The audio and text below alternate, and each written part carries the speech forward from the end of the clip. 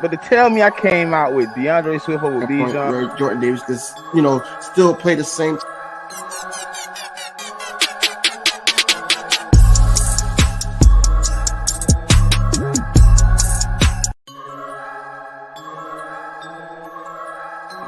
But to tell me I came out with DeAndre Swift over Bijan, where Jordan Davis just, still play the same.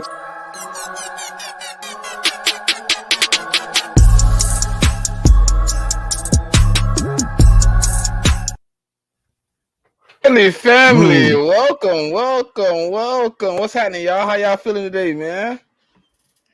Man, fantastic. What's going on, Mark? What's happening, guys? How you doing? Thanks for having me on. Oh man, welcome inside the nest with us, man. We talk a little birds, man. We're gonna talk a little birds today.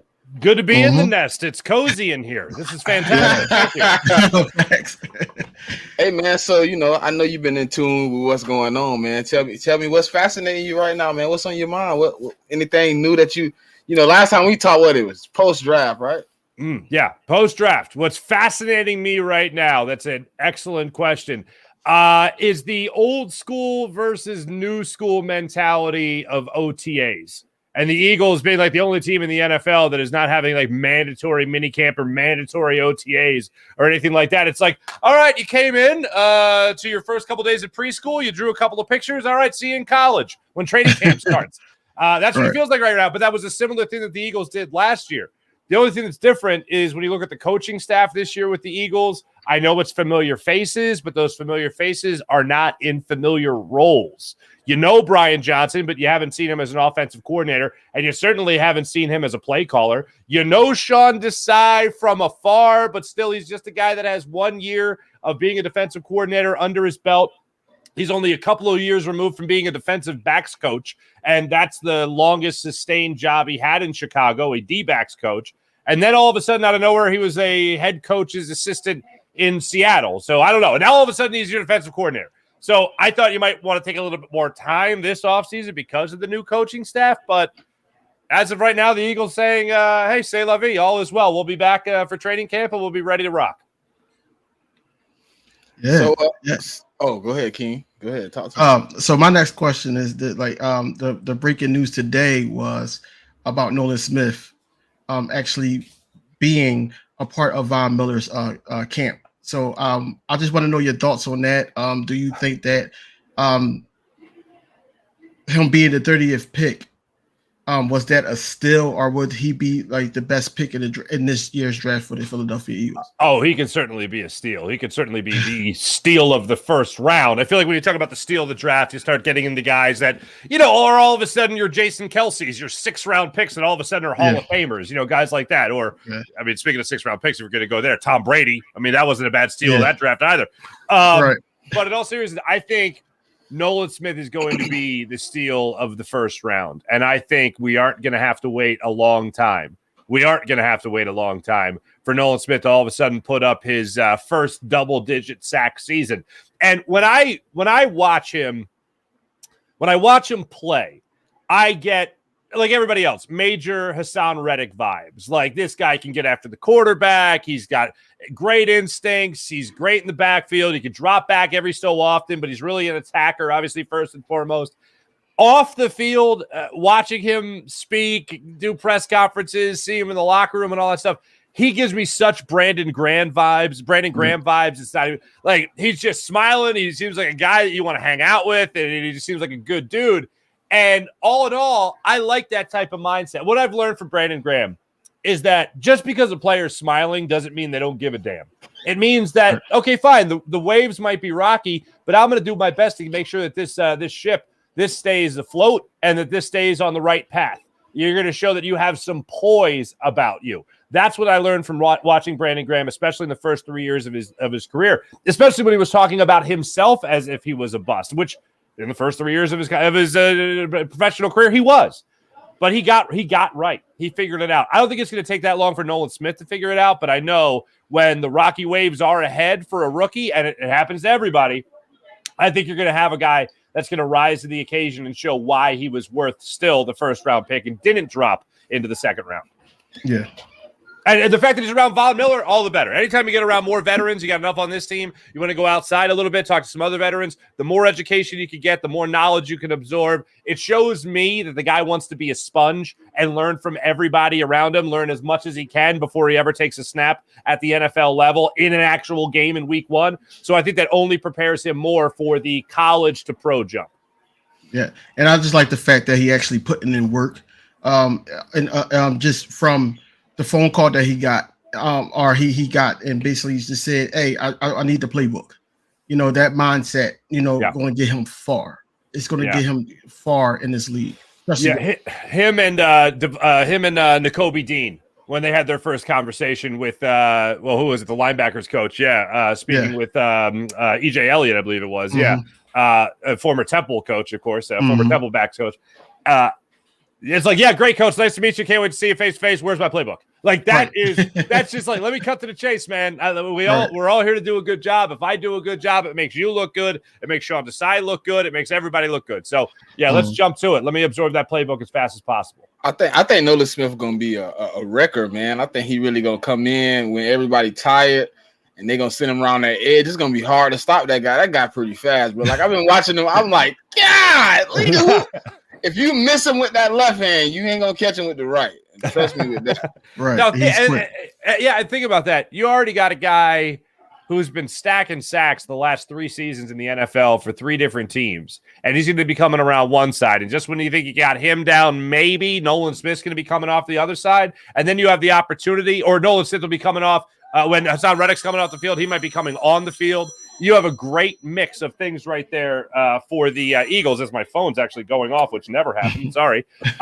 So when you see stuff like that happen, it's going to be great for this Eagles defense. And then on the interior, you got great things going on there as well. So it just, to me, I feel like this defense is going to be stacked again. I don't think you're going to see a Javon Hargrave type of numbers copy that you saw last year. And I don't think you're going to see 11 sacks from Jordan Davis.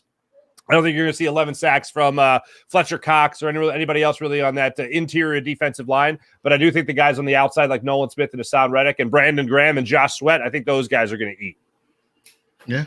So I do have another question. We're gonna step into this. Oh, I would hope so. We're only getting started. King DB, you know where I'm going with this. I think Go ahead. people for the last few days, they've been telling me it's questions about my guy, Timothy Hurts. Number one, they say it's questions about his resume, his ability to, be in the top 10. I'm not understanding, but my co-Hurts here, he might understand a little bit better. I think Jalen Hurts is fine. I think we on the ride. You know what I'm saying? Is there questions for you about Jalen Hurts anymore? The only question that is out there for Jalen Hurts is can he keep it going? Like, he's already got – look, I know that some people are a little shell-shocked. Some people might feel a little sheepish, scared, because all the things that we said for the most part about Jalen Hurts, we had just said about Carson Wentz.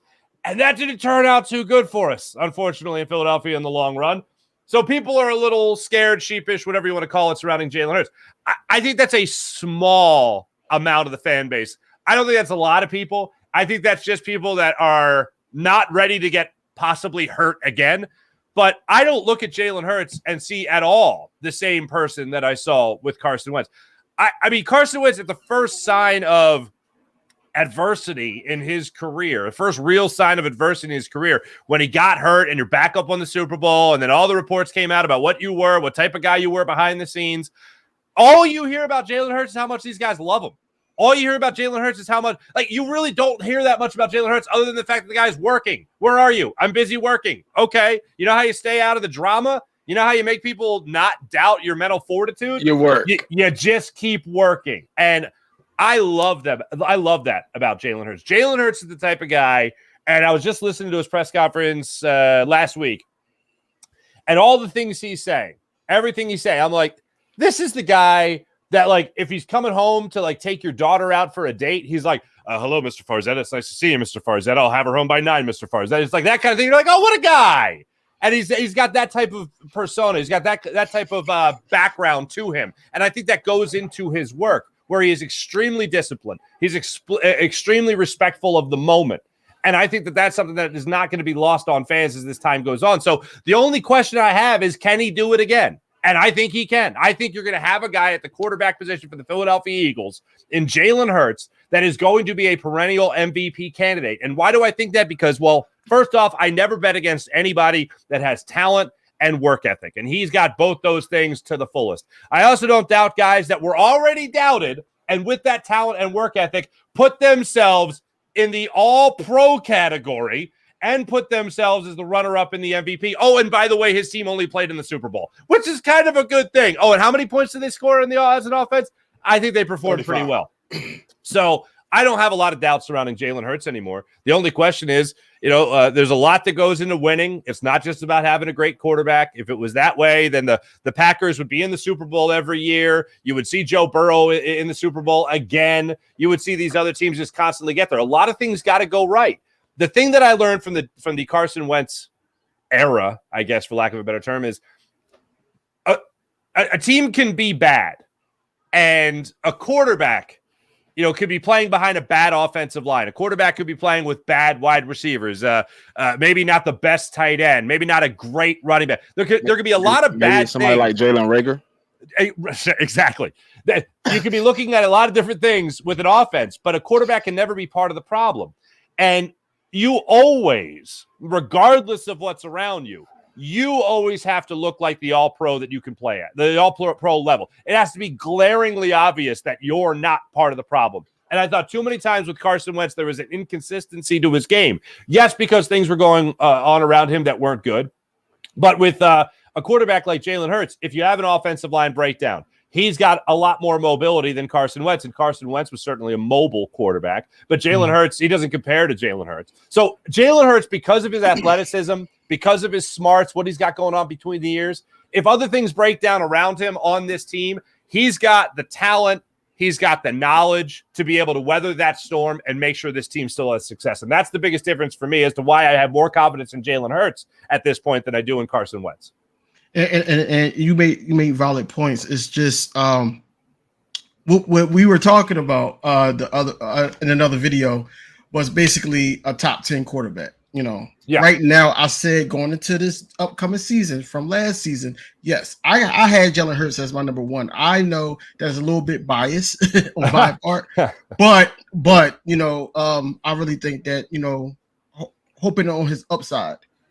Making sure that he continue to do or get better from this point forward, because he said he's more hungrier than ever after the contract.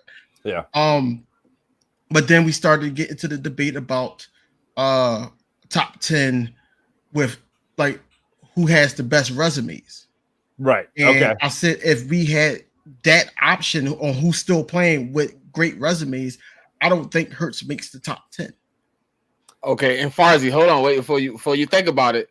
My whole discrepancy was you have to grade Jalen Hurts, Joe Burrow, Trevor Lawrence, all those guys on a slant though. You got to give them a handicap because they only have 2 years of production. Yeah. See, when you talk about resume, I understand the question, but here's where I'm at on it, because I've of course I've had these debates before. I've had these conversations before. I don't care about the resume. I really don't. The resume is for when you're talking about Hall of Fame status and their career is over and they have opened up like a Dairy Queen somewhere and they're working there or whatever. That's when you talk about the resume. But right now, and you're talking about top 10 quarterbacks, top 5 quarterbacks, Jalen Hurts second best quarterback in the league. I mean, it's clear cut Patrick Mahomes. Then it's Jalen Hurts.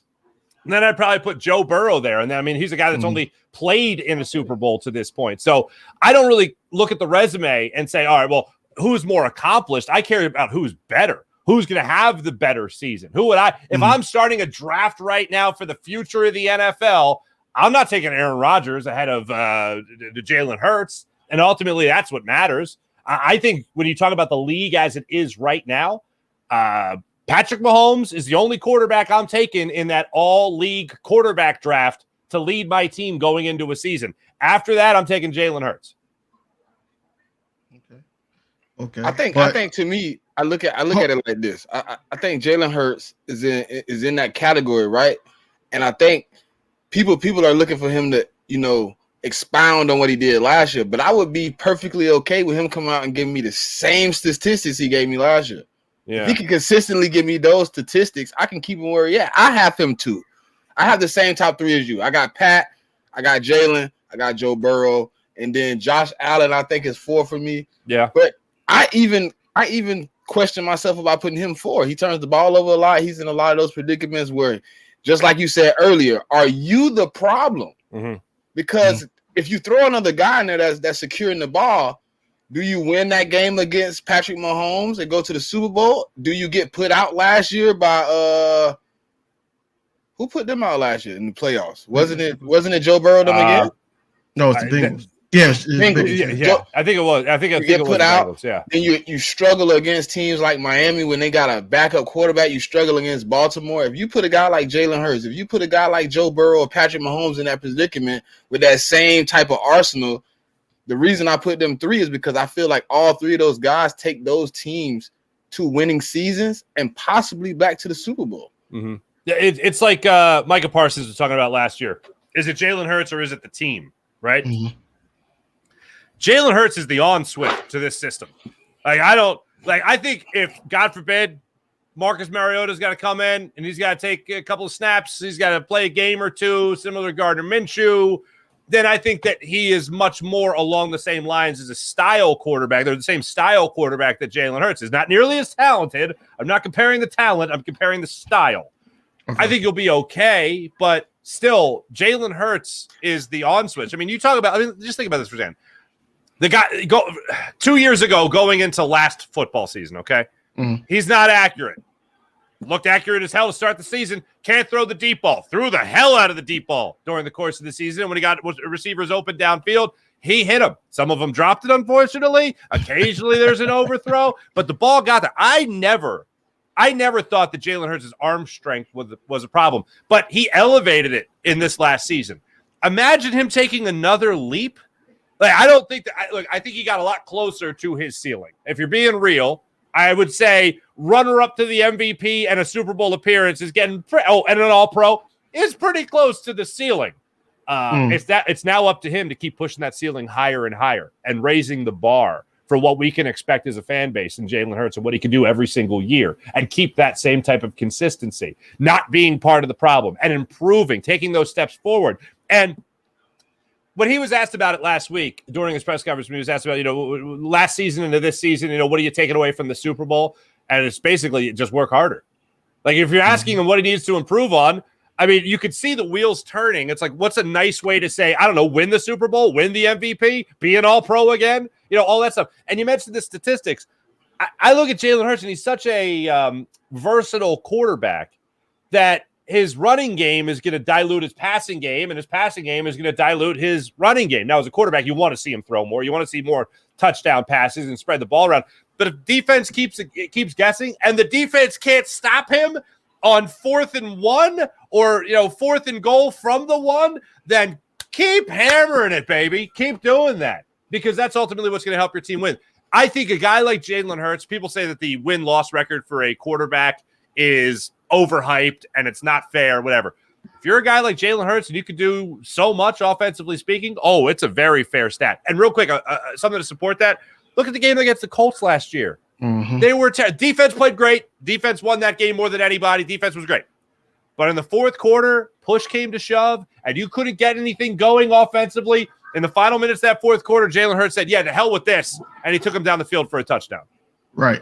And to your point about the Hurts and Wentz thing, I really believe that Jalen Hurts has a lot of veterans, especially last season, that wants to play for him. I don't think it was ever a time that Carson Wentz had that, that he could prove his leadership. I really believe that, him just having the work ethic to get better after the 9-8 season and getting bounced by the Buccaneers, think that just speaks a lot of things. And that's why I think that it's a perfect marriage with Jalen Hurts in the city of Philadelphia, because, blue collar city, down and out, a lot of people are against us, especially in national sports media. And we just come back and do it over and over again. Unfortunately, I can't say the same thing about the other guys on this side. But Yeah, Jalen Hurts, he just got to play better, and I think that it's going to get way better, especially with a talent like DeAndre Swift. They knock on wood, hopefully he has a full season, but it's going to open up the playbook more, especially because he catches better out the backfield than Miles Sanders. So that gives another weapon to Jalen Hurts. On top of that, hopefully, Dallas Goedert stays healthy the whole season. We didn't have him for a couple of those games, and you see what happened when you threw Quez Watkins out there. It's either he's dropping passes or he's tipping the ball up, and then now it's a turnover. So I say that to say this. I think Jalen Hurts is going to have a great season. I think it's going to be better than this year.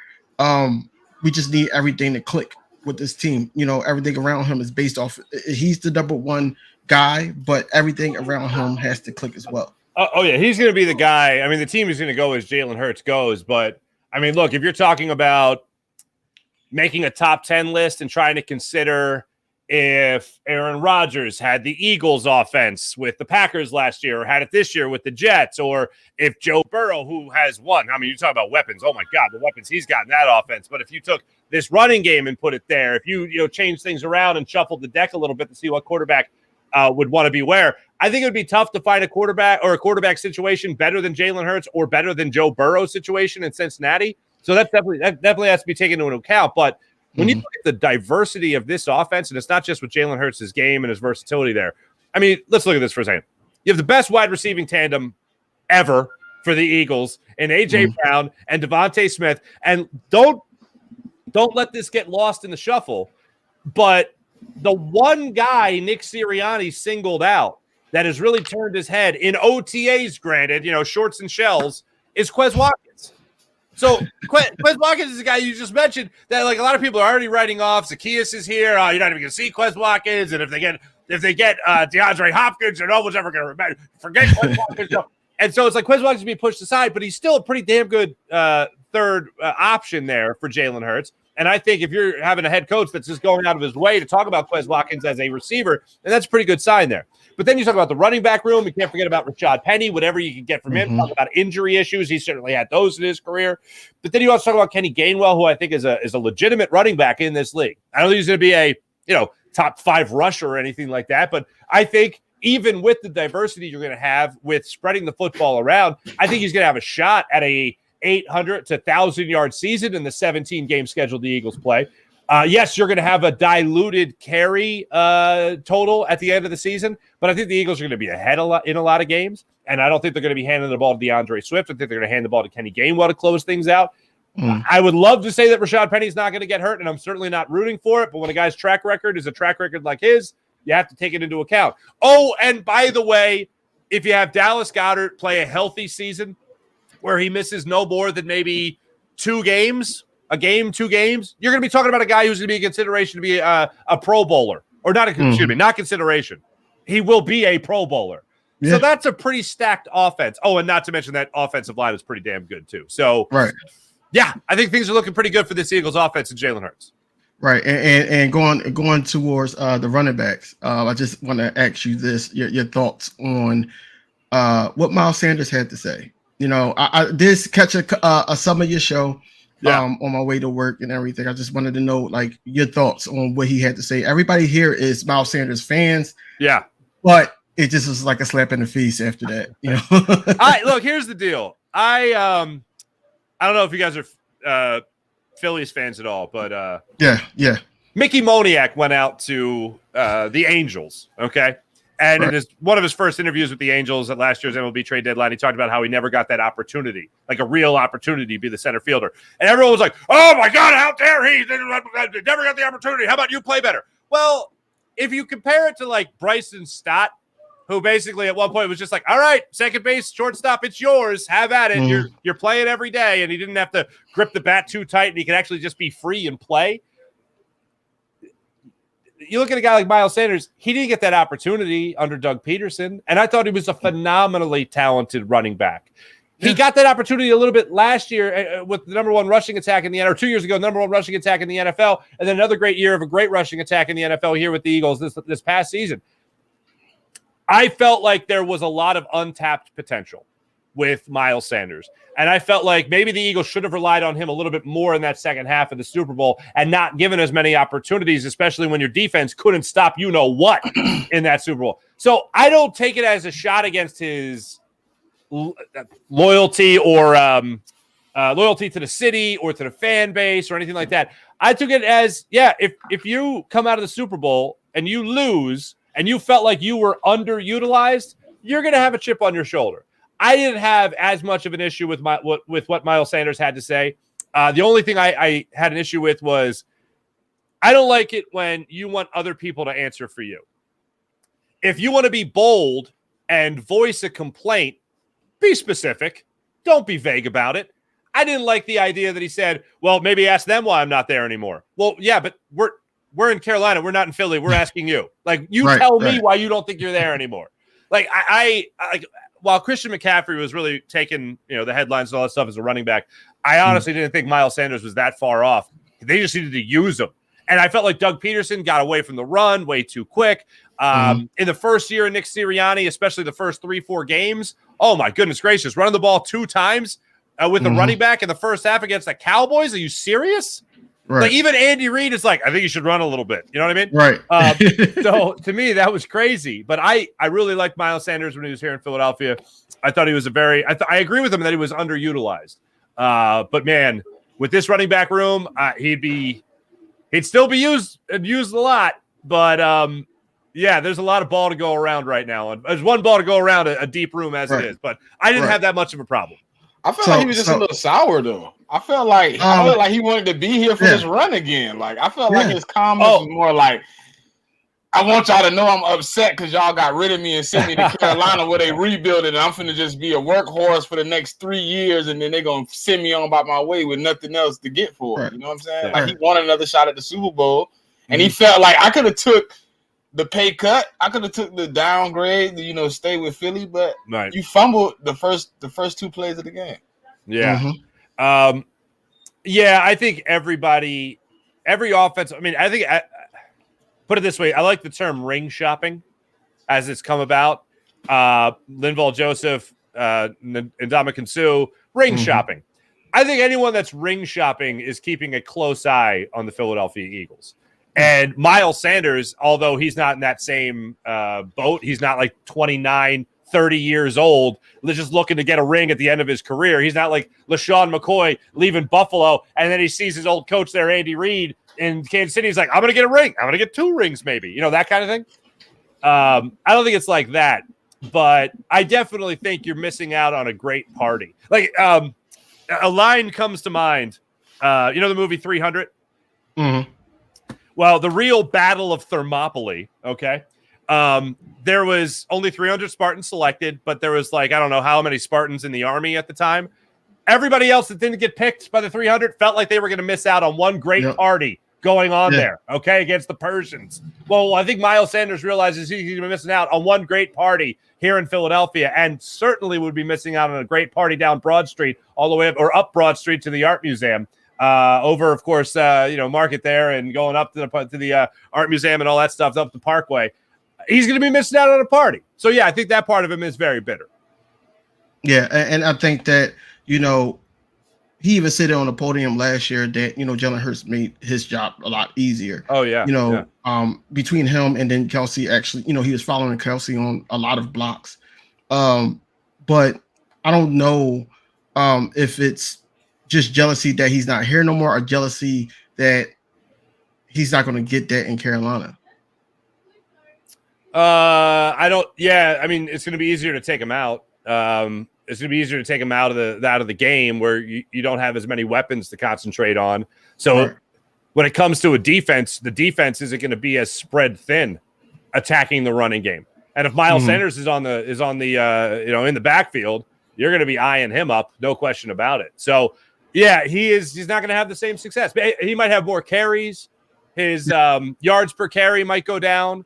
His yards might go up, but it's going to be a lot of mileage in a short amount of time for that running back. Yeah, and in the Super Bowl he only had 7 touches. 2 of those touches, it was fumbles. 1 was called back from Kansas City Chiefs touchdown. But the offensive coaches and everything didn't think that the running game was working, so that's why they went away from it. They went away from it. You know, they didn't. The running back room that game didn't have that many touches at all. You can say if we got blown out or if it was at least a 14-point lead or win by the Chiefs, then I could say, okay, well, you know, they didn't touch the ball that much. Yeah. But going off of the formula of the Eagles last season, whereas though the second quarter was our best quarter. And then when we get into the halftime, we were up 10 in the Super Bowl. And then we get into halftime, we were supposed to utilize the run game, and we didn't. It could have been the field. It could have been the fact that it wasn't working out. But I don't know. I'm not in the head of Nick Sirianni and Shane Steichen at the time. But I think that everything plays a factor in it. I don't think it was just, you know, we didn't want to give Miles the ball or I just think it wasn't working. And when he did get the ball, it was like a lot of stuff that was going on with that. DV, I got a question for you and Farzetta. Yeah. Do y'all think if we had Swift, Penny, and Gainwell, that Swift would have had 7 carries in the Super Bowl? No. I think he would have had more touches, not necessarily carries. Like, I think they would have used him maybe in the flat, in the passing game, a little bit more, maybe a wheel route. But I just don't think it was a big part of their game plan, especially in the second half. And when the offense stalled and the defense couldn't come up with the big play, that's ultimately just what drove him into the ground. I know a lot of people will talk about adjustments, and I have talked about adjustments in the second half of that Super Bowl, and we could certainly talk about the lack of a running game in the second half of that Super Bowl. But, like, when push comes to shove, the year they won the Super Bowl, they made stops defensively and got turnovers that flipped the script. And there's no better example than that than the strip sack of Tom Brady in the Super Bowl. So I was waiting for that moment, and I thought Chauncey Gardner-Johnson on a couple of big plays that he made, 2 in particular in the second half. I was watching him come up and close the gap. I was watching him come up and make hits, and I'm thinking, jar the ball loose, make the turnover, force it. And it just never came. Oh. And I was waiting for the defense to come up with that big play, and just no answers. And not only no answers, but you're watching the no adjustment on the motion sets that they were running, that the Chiefs were running with Travis Kelce. Nobody was going with them. They were following him into towards the line and not away. So those plays were just there time and time again for them in the second half. And when it comes to running the football, yeah, it always sounds good. But if it's not working and you're not moving the ball with it, I mean, it's one of those things that you got to kind of grade it on a curve, because no matter what, you're going to be killing clock. And the Chiefs needed some clock there in the second half. I think to answer your questions, Smitty, I think if DeAndre Swift was in that rotation of running back, just him alone, I think that play with Quez Watkins doesn't happen. I think it would be a smarter play call. You know, I think that we would live to see another set of downs instead of him just dropping the pass. You know, I think that was one of the turning points. You know, it's a lot of turning points in the game that hurts fumble. You could say that, you know, momentum shift for the Chiefs defense. Then you got just them being able to stop us. The drop pass from Quez. You know, the holding call. A lot of people are going to say something about that. And on top of that, the special teams. You know, that kick return, that was nasty. So I say that to say this. I think that, just like Farji just said, I think that DeAndre Swift would have more touches than, you know, Miles Sanders. I think Miles Sanders is not that great of a catcher at all. I think he could do it, but he's not that great like Kenny G was. And I'm shocked that they didn't really utilize that a lot more with Kenny G. You know, he was having a decent postseason. And, you know, he needs to, you know, get utilized a lot more. And to think that he could be brought down to the RB3 or maybe RB2 still staying there, it's saying something. It's saying something about our running back group now. So I feel like this about the situation. I felt like the only reason we didn't run the ball in the second half effectively is because the first drive out of that second half, we let them go down and punch us in the mouth. Now we're up 3 instead of up 10 when we should have got a stop. So I agree with the stop. But I felt like when we went, we should have some type of plan to go back down and score. We really didn't. We really didn't counterpunch their scoring ability. We settled for a field goal late when we go up 6. When I think we should have went for it. I really felt like a lot of situations we could have moved the ball with the running game, but they didn't have faith in Miles Sanders anymore. And then they really didn't know if they could trust Kenny. Like they were 50-50. Like, we trust Kenny, but we don't because we haven't seen him in the Super Bowl. Right. It's hard to trust somebody in the most pivotal times. You see it in basketball all the time. Y'all Sixers fans. Y'all know the whole bench, right? But only like 3 of the bench players play in the big games in the playoffs, especially down the stretch. Miles Sanders has to come up and be who I need him to be. I need you not to fumble the ball. I need you to run it. So, yes, I think DeAndre Swift would get more touches because you can utilize him in more positions.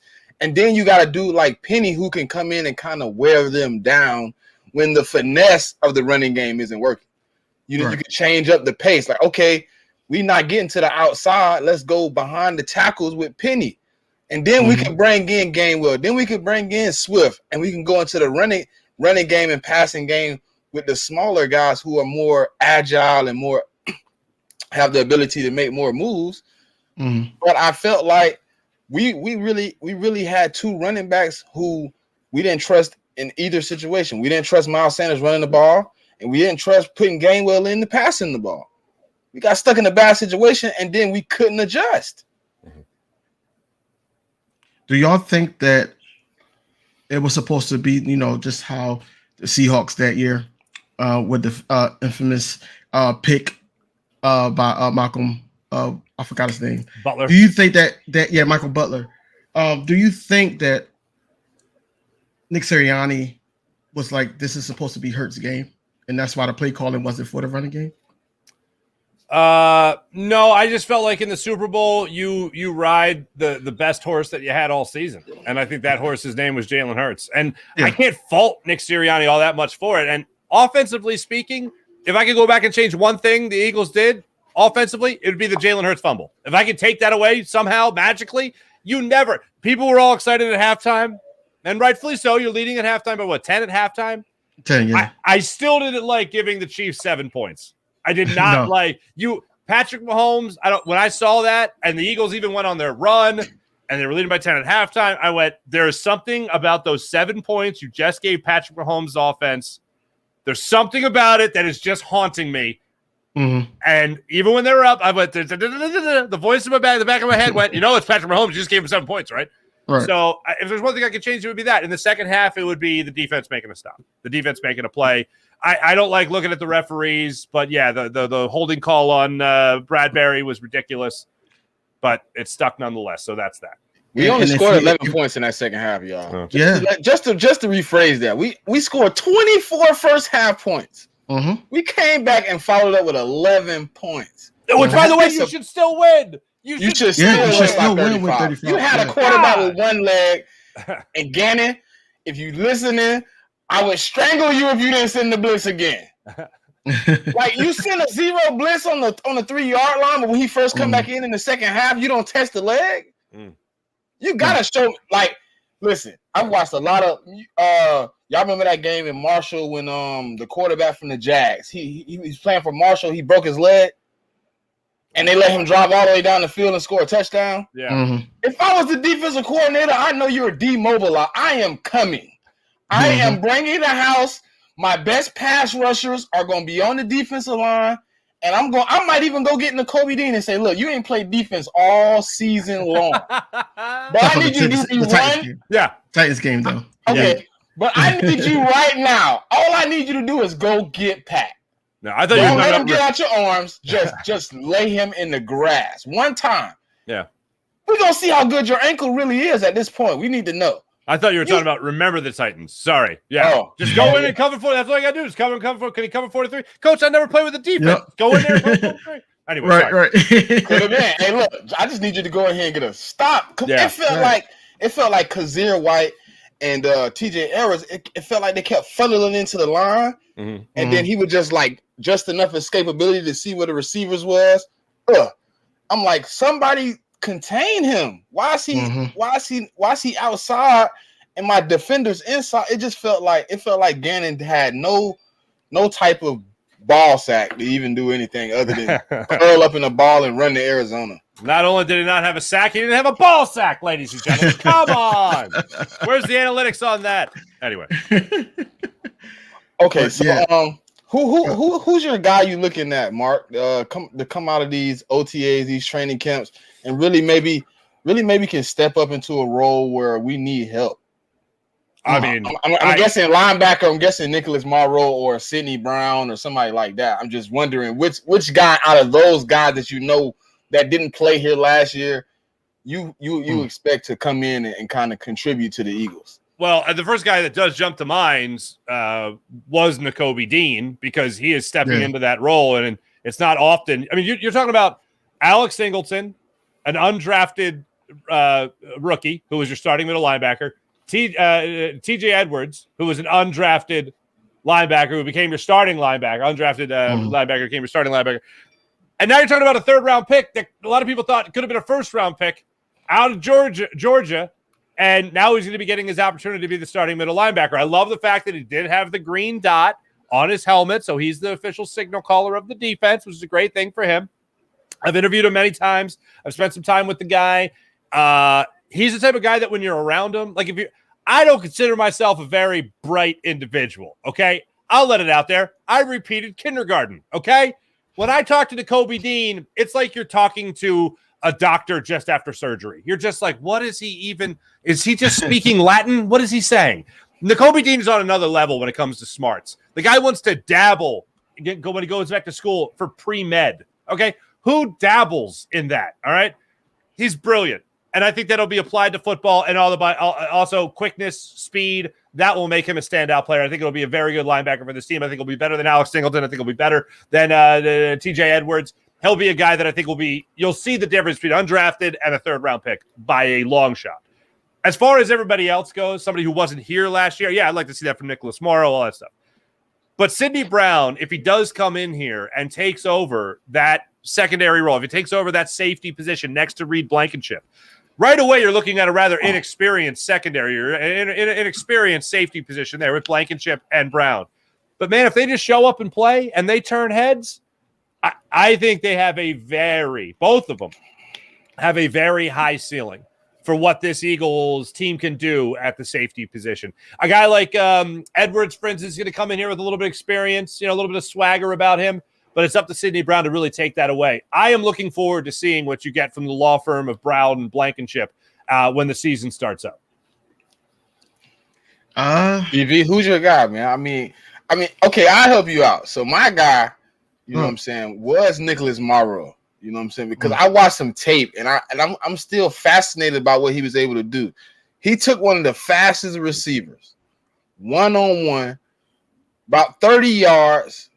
In Jalen Waddle, and he got the PBU at the end of that breakup. And I was just like, how did this? And then I remember he was a safety after. But at the moment, I'm like, how did the linebacker just keep up with Jalen Waddle? But the other guy I want to see is really Jalen Carter.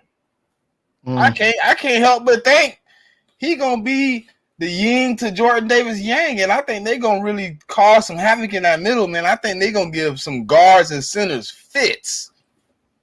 I hope they can hold that big man, because if they can't, he might be sacking a lot. He might be looking like Reggie White. Even though Reggie White was a DN. I'm sorry, y'all. Don't get me in the comments. Oh, Reggie White played off. Reggie White was all over the place, man. Don't you worry. Look, Farzetta, I've been hit across the head a few. Reggie White's not a. I understand he's not a D tackle. He's a DN. But I was talking about the massive size of man that he is. Yeah. No, I would just say real quick. I know you got to go, Mark. Just Terrell Evans. I really think that I want to see how he blossoms with the pass rush that can be, with this team. I think we got a lot younger in the pass rush. Hopefully that the rotation is fluid to the point where the secondary, especially the safeties, can get as many interceptions as we did a season ago. So I think Terrell Evans is my guy, but I already know that you got to go. That's all right. Yeah, I look, I hope Edmonds is the guy. I look, bottom line is I want them to have a starting safety. I want them to have a starting safety that has a little bit more experience than Reed Blankenship. I mean, that makes it sound nice. It makes you feel all nice and cozy. But when the season starts, nobody cares. Like I said earlier, no one cares about the resume when the season starts. It's all about going out there and just being a baller, man. And that's what I'm hoping both those guys can do. Both Brown, you want the rookie to come out and immediately pay dividends. And Blankenship. Blankenship's already got Aaron Rodgers in his book. He came up, made a big hit on Saquon Barkley in his rookie year. This guy wasn't even supposed to be on the team. And all of a sudden he's out there making plays for you in the Eagle secondary. Right. Well, I'd like to say thank you, Mike, for coming out, man. You know, this is the second time we done linked up. So I know it'll be another time. I know it. I'm ready for training camp because I'm going to hit you soon as training camp. Look, I've been reaching out in the Kobe Dean. So if he watching, if you run into him, hey, man, 4133 the pod inside the nest, wherever you want to meet me at, we definitely have you on. Like, I want to poke his brain a little bit to find out, you know, if you dabbling in pre-med, I need a little bit of that. He majored in mechanical engineering. Yep. I majored in communications. I took an elective of volleyball. He's going to take like an elective of pre-med. What the hell, man? Anyway, no, thanks for having me on. Great hanging out with you guys. Appreciate the conversation. Thanks for having me. No problem, man. All right, man. All right. See you guys. All right.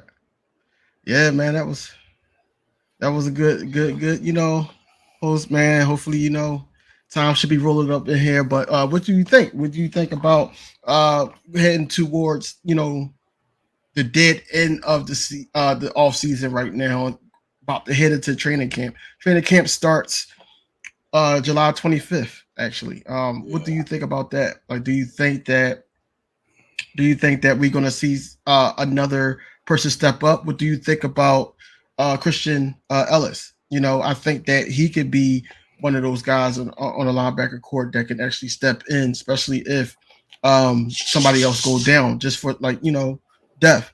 What you think about everything that's going to come together for the Eagles coming into training camp?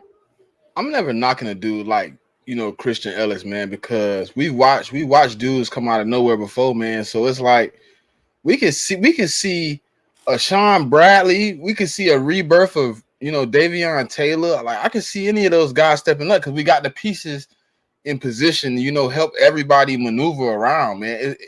It's a battle inside, but when you got camaraderie amongst brothers, you know what I'm saying, anybody can come out on top. Because I can see a guy like I can see Barnett having a good season. Like, everybody think he gonna have I can see Barnett. No, I heard what you said. I can see it though. I didn't say he would. Y'all don't quote me on this now, but I could see it. He don't have to play a big role. You feel me? He got to come in and play 20% of the snaps, maybe. He gonna be healthy. He gonna be energized. I can see him having a good season, but I prefer to see, you know, the other guys, because Barnett could have a bad season and then blow everything up. But I'm looking at a guy like, you know, Sidney Brown. I'm looking at a guy like Sean Bradley, Davion Taylor. I'm looking at everybody, man, because I think with the defensive coordinator being new, you'll get a chance to, you know what I'm saying, you'll get a chance to see more than you seen last year. Jonathan Gannon, I felt like he was stuck in his ways, and just like Farzetta just told us, he was failing to adjust. If you can't adjust in critical moments, then how can I even believe that you got the best players on the field? It's what's crazy is that it was said right before the Super Bowl they hired Vic Fangio for a couple weeks, and then he goes out and played like the old Jonathan Gannon from last year. You know, that's basically in the Super Bowl, in the biggest game ever, and that got him a head coaching job. Look at his defense. Crazy. Look at his defensive game 2 games before that, DV. It's because you pointed it out. With Fangio there, the man played he locked up San Francisco and the Giants, and then you come in the Super Bowl with no toilet paper and take a dump. But who I'm looking at right now, you didn't even say the name. I thought you was going to swing the name out there. I'm looking at Zach McPherson, because he's supposed to be in that nickel right now. They moved with him to the nickel just to see, you know, what can happen, because as of right now, Maddox, you know, he's not as reliable to be on the field. Let's just call a spade with a spade. When he's on the field, he's dynamic. Don't get me wrong. Right, but he's always hurt. So you're going to have guys out there. I know we got Greedy Williams. I know that we got Kelly Ringo, we got some guys out there that can. Ricks. We brought in some corners. Right, so we got a nice group of guys behind, of course, Slay and Bradbury, but we just got to get everybody ramped up and ready, because I think it's just going to be a whole lot of rotations going on, where you see like the don't know positions, like the linebackers right now. They're going to test that. Of course, they're going to test the nickel cornerback. Safeties might get some rotation on some plays. Some players might sit out. It's all about what Sean Desai is comfortable doing at the end of the day. If Derek Barnett does play, like, somebody has to be behind Josh Sweat. Somebody has to be in that rotation, man. A lot of people like that that Hassan Reddick side, but I would rather see Reddick and Brandon Graham again on one side, and probably Nolan Smith. Nolan Smith looked like he could play multiple positions the way his speed is, but he's comfortable. Might throw him at the nickel a couple times. Who knows? Man? But who knows? Anything is possible, especially in this new defense that we're going to the scheme. I'm very excited about that. Like, offense is cool. Like, that's why I don't really talk too much about it. I was just going to ask you about the offense, to be honest. I want to know if you think we're going. What kind of wrinkles you think we bring to this offense? I know the look last year was pretty consistent. People couldn't stop us, but just like people have said, it's tape out now. People are going to watch the tape. What kind of things you think we could bring to the offense that we didn't implement in our offense last year? Because more consistency on scoring, keeping the play or the drive going, no minimizing the three and out, especially with, like I said, the guy DeAndre Swift. You bring in a guy Zacchaeus. You bring him in, even if he does be the 3 or the 4. He played at who was that? The 4th receiver. I forgot his name. Zach. Yeah, Pascal. Yeah, so he's going to play that role. I don't know if they're going to do a lot of picks, screens or whatever like that for the receiver to get open like they did last year. But I like the guy coming from Atlanta. I like Zacchaeus with his hands. He's able to make catches on the go. He didn't really have too many drop passes.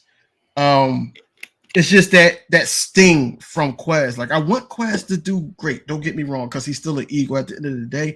But it's just those drops throughout the season and mainly the Super Bowl that we just can't deal with, man. You had rookies out there guarding us, and you couldn't capitalize on it. You couldn't. That was the between. Hey, do we extend him for like another year or two, or that was your game.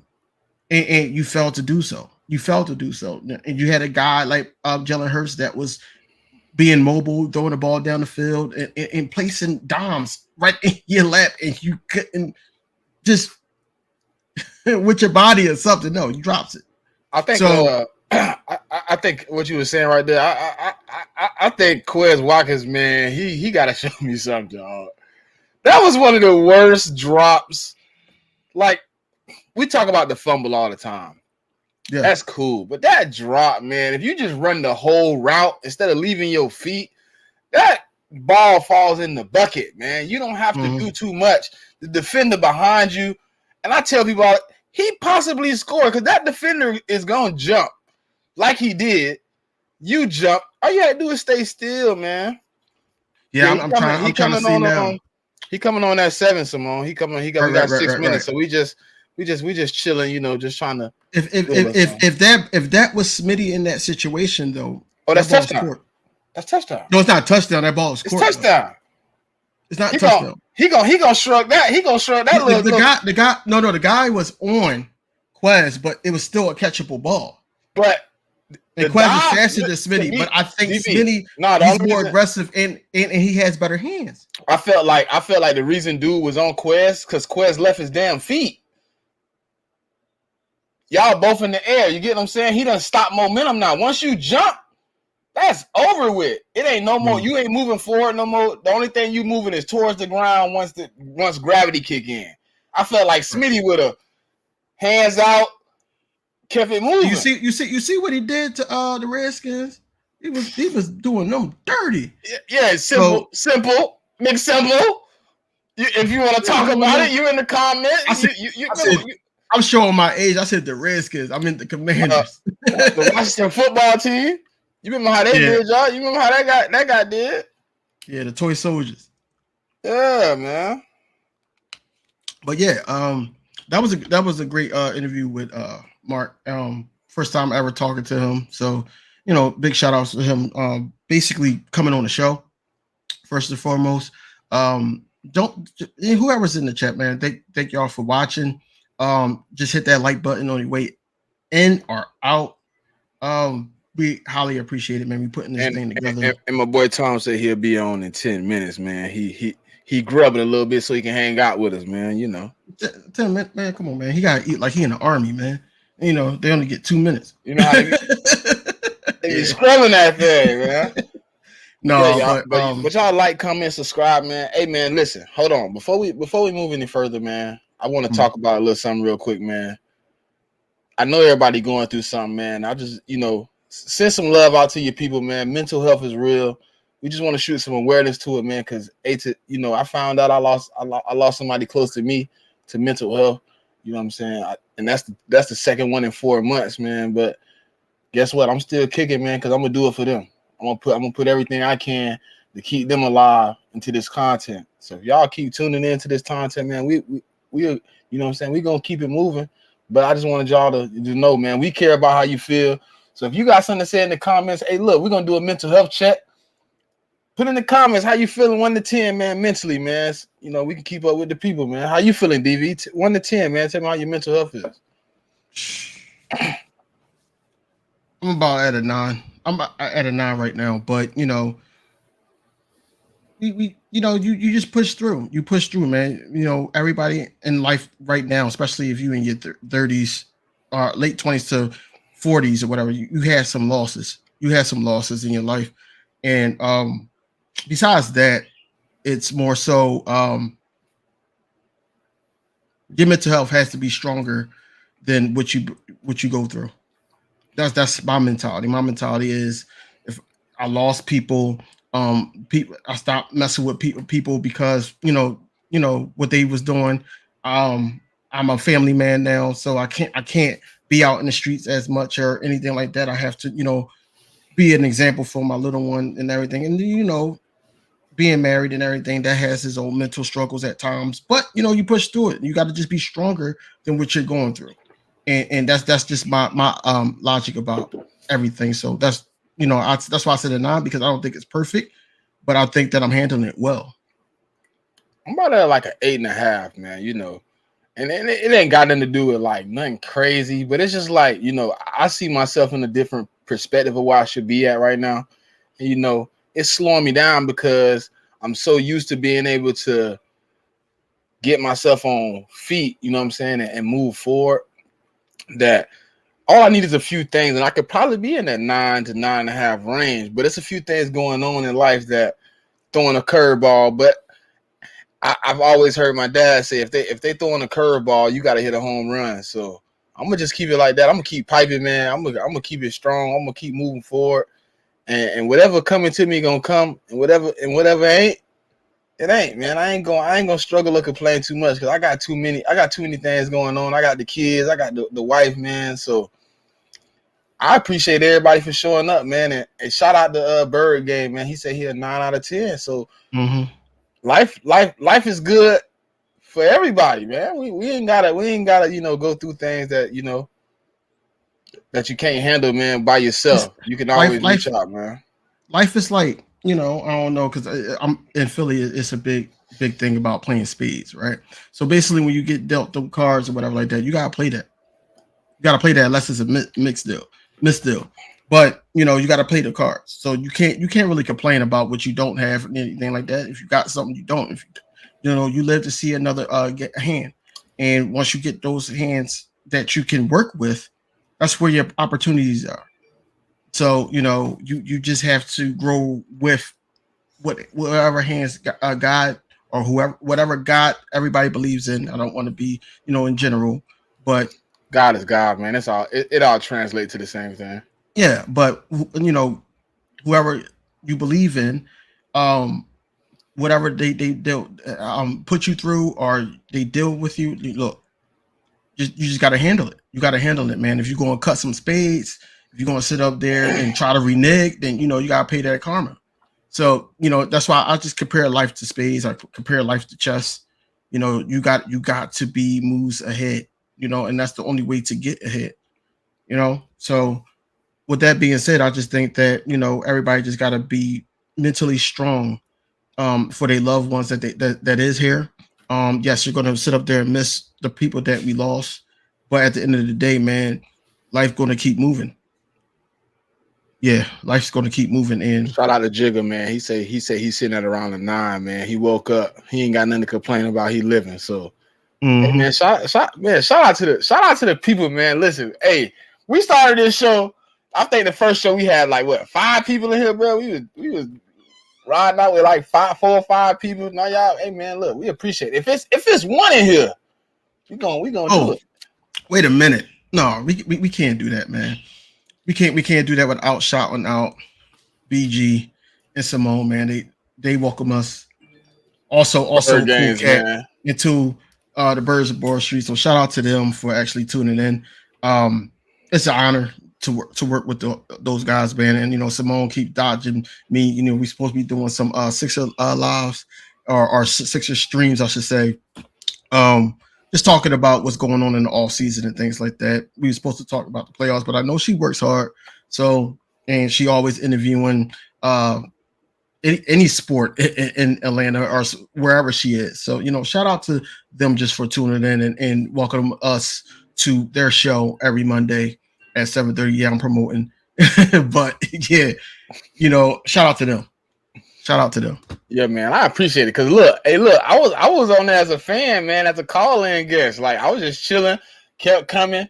Then all of a sudden, I started podcasting.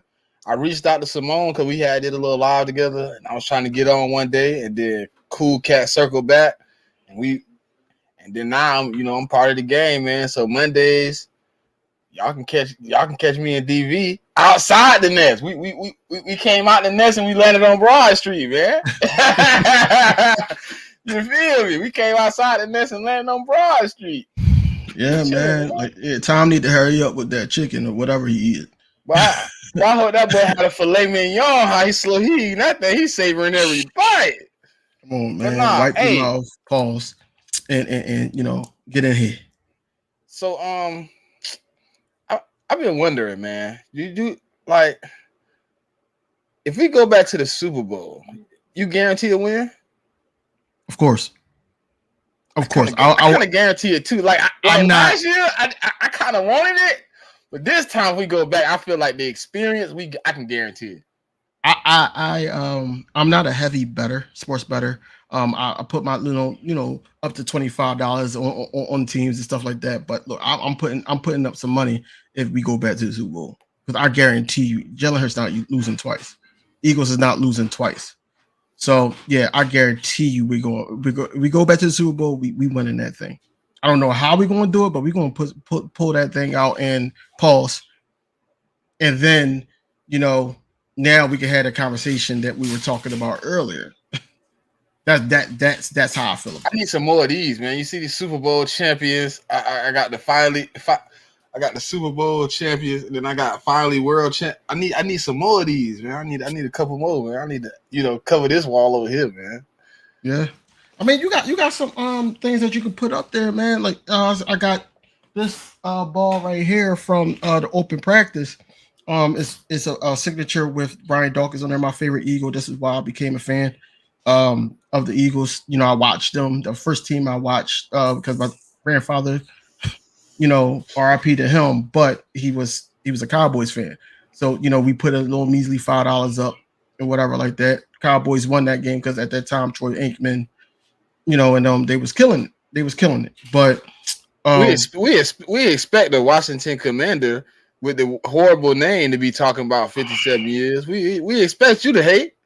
We're When not the last talking time about. you got one?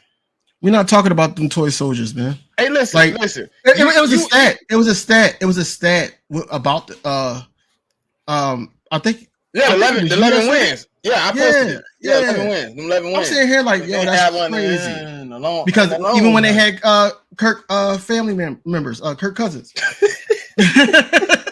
Even when they had Kirk I like Cousins, that. Hey, I'm using that. Kurt family members. they were they were 9-8. They were 9-8.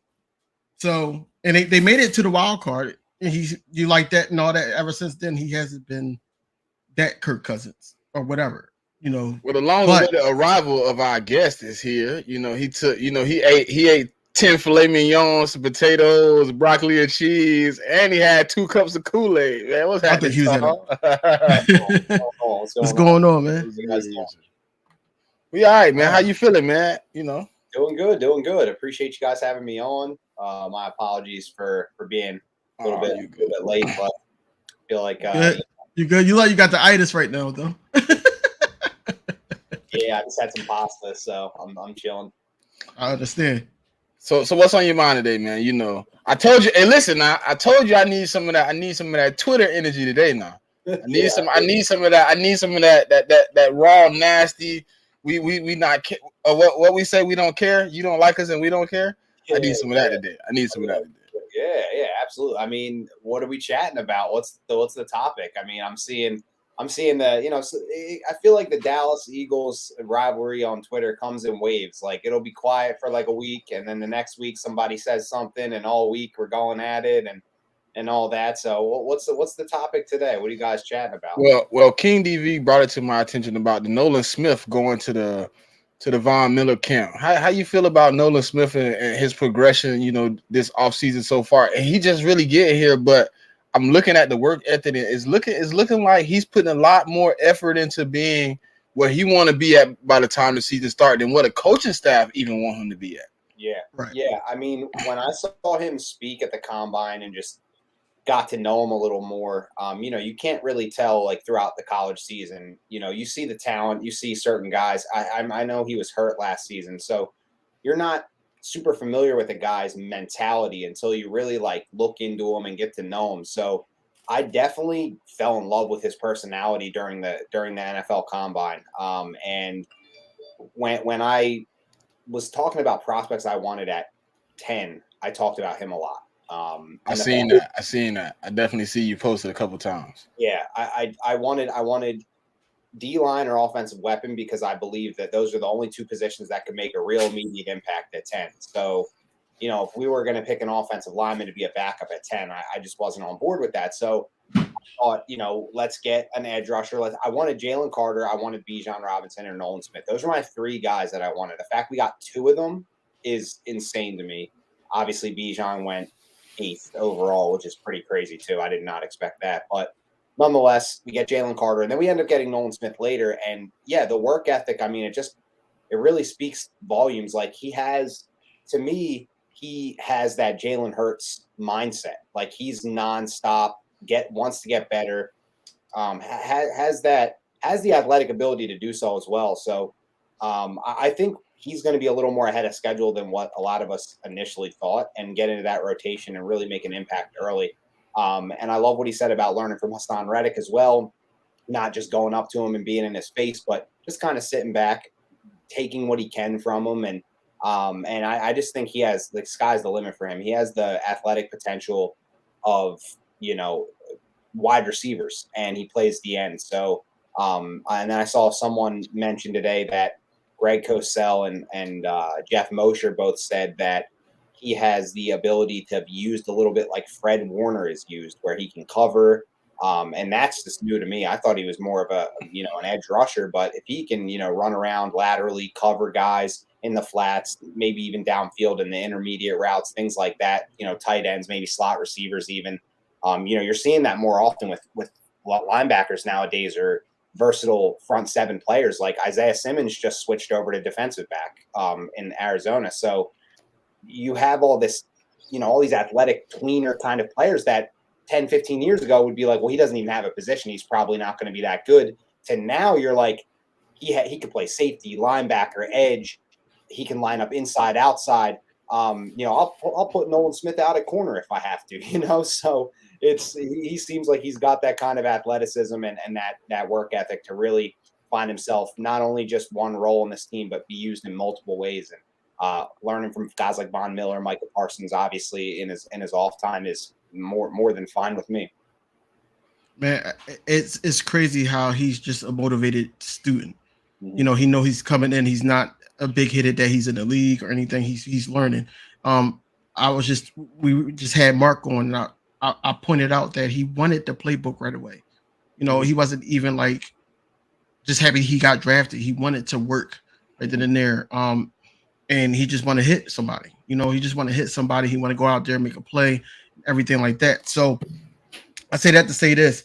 I really believe that, for me, going into the draft, I wasn't sure if we were going to be able to get Jalen Carter, because the Seahawks was right there. Other teams were right there. I know Bijan was heavy for the Falcons. I already knew that they were looking for somebody that could change their offense a lot. So they needed a guy there, especially, and he's going to be box office. People are going to watch him. Yeah. But I wanted Nolan Smith at 10. The fact, like you just said, that we was able to get Jalen Carter at 9 and then 30 if he fell right to us because of his size. Some execs and coaches was looking at his size and was like, look, we can't do nothing with that. I think it's going to play to best for the Eagles because I feel like that they're going to all the Georgia dogs that we have going to play off of each other. But I think Nolan Smith don't need no motivation. I think Jalen Carter is going to start out a little slow. That's just my opinion. Just know where to be at, and then in the mid-season you might see him pick it up. But I think Nolan Smith going to hit the ground running. I think that's probably the only guy.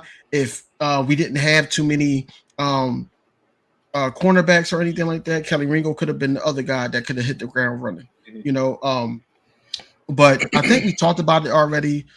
Do y'all guys think that one of these cornerbacks could convert over to safety?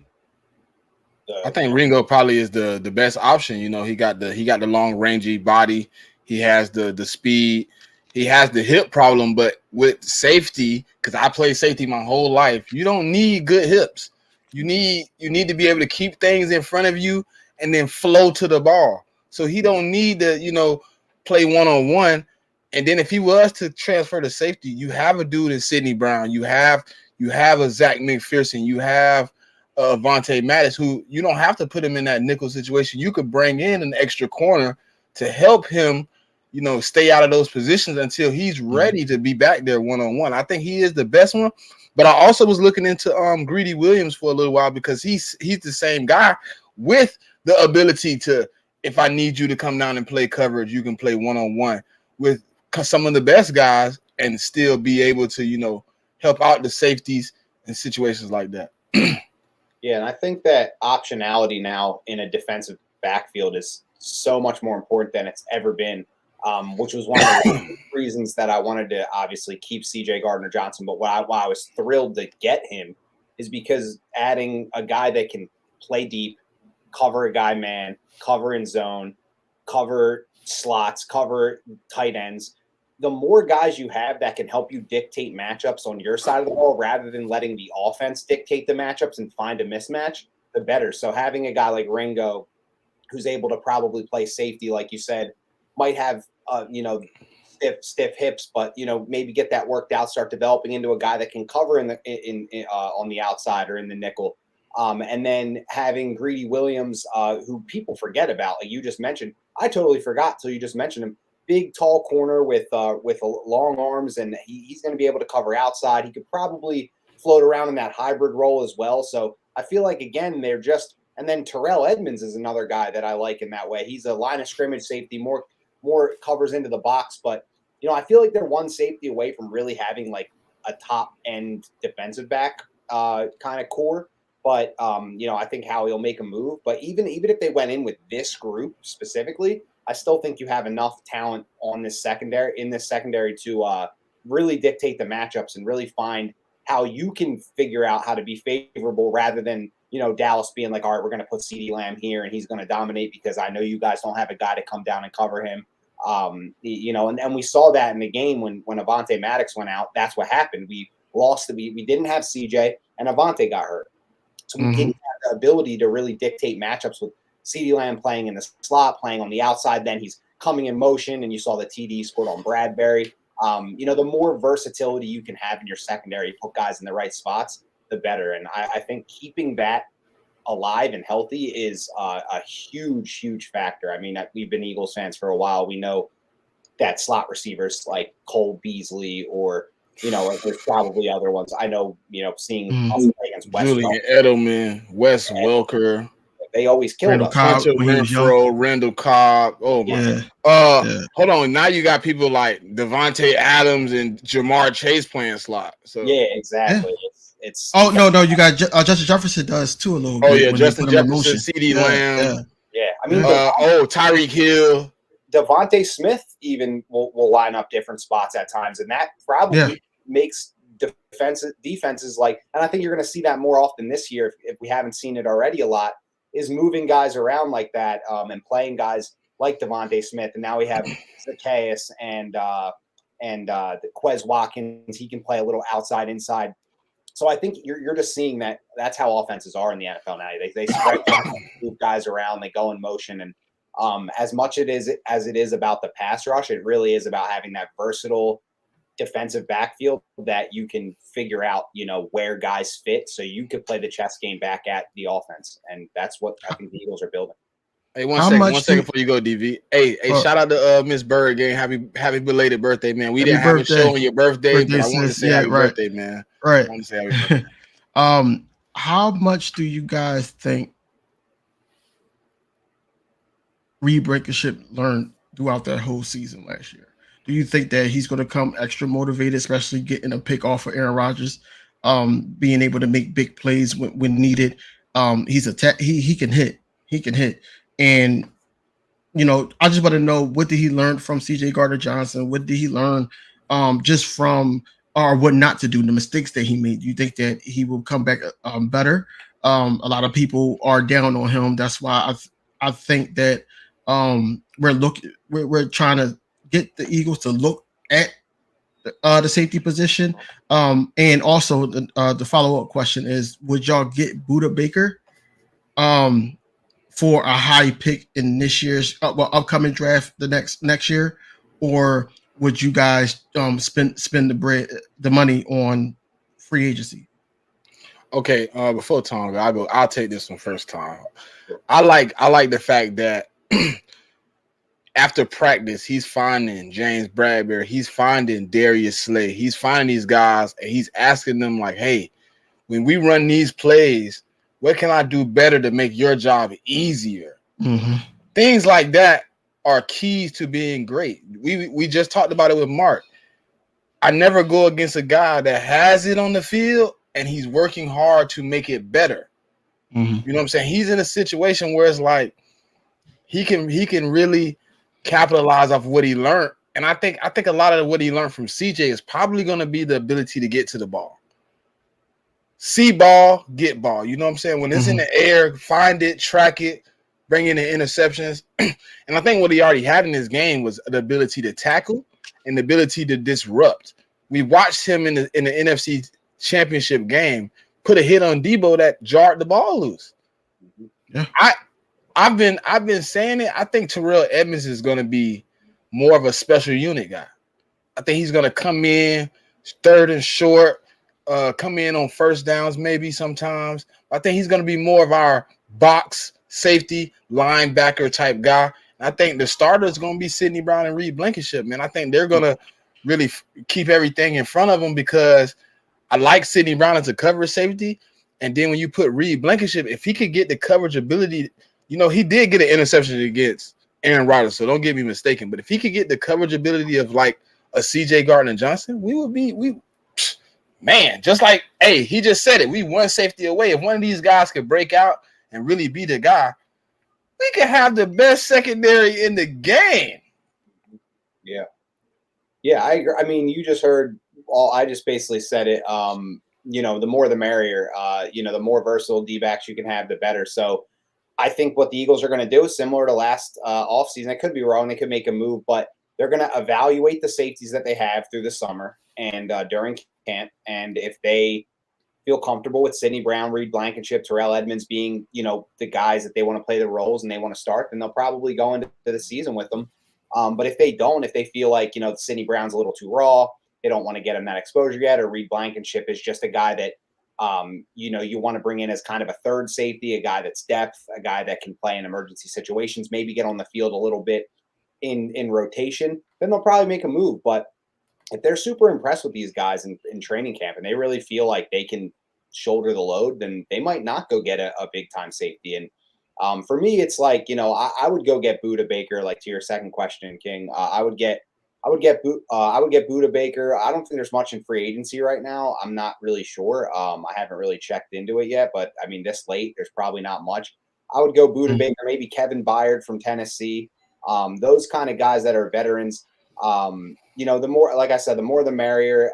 The more versatility you have back there, the more bodies you have back there that can do different things, the better. And I just don't want to be victim to, we were a great team and we, ended up losing because our safeties were inexperienced and gave up big plays in the playoffs or something like that, So I just want to make sure they leave no stone unturned. But if they go into the season with these guys and they feel comfortable with them and confident in them, then got to trust them. Got to trust that they'll be able to play.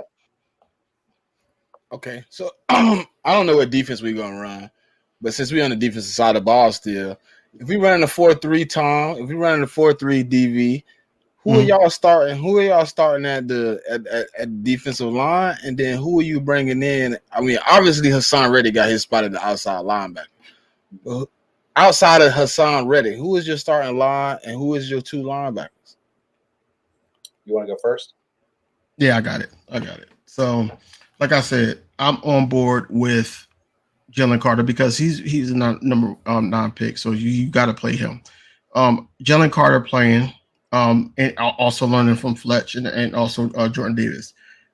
Those guys has to be the stones of that defensive line. Fletch, he's getting up there in age, and he had one of his best consistent seasons in a while, and that's due to and the rotation. And I think that him not really seeing that many snaps and just being a teacher, and then getting in there and getting dirty when he needs to. I think that's the best move for him. As far as the edge, I think that Hassan Reddick, Brandon Graham, that's already a lot. The question is, like, where do you place Nolan Smith? Where do you play? Because you gotta play him. You have to, because he has a lot of buzz right now, and I know it's only going to turn up when we get to training camp. He has a lot of buzz going.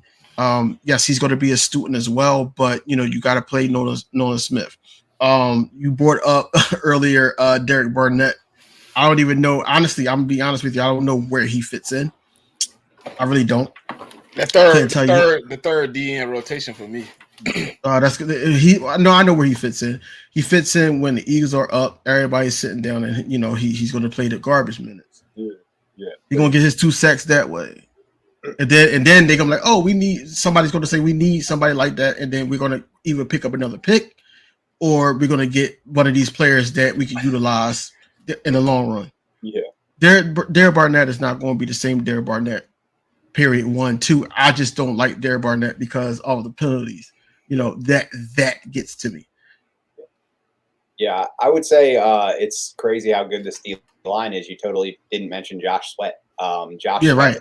Josh Sweat's definitely going to be a guy that we play as well. So there's a crowded DE room.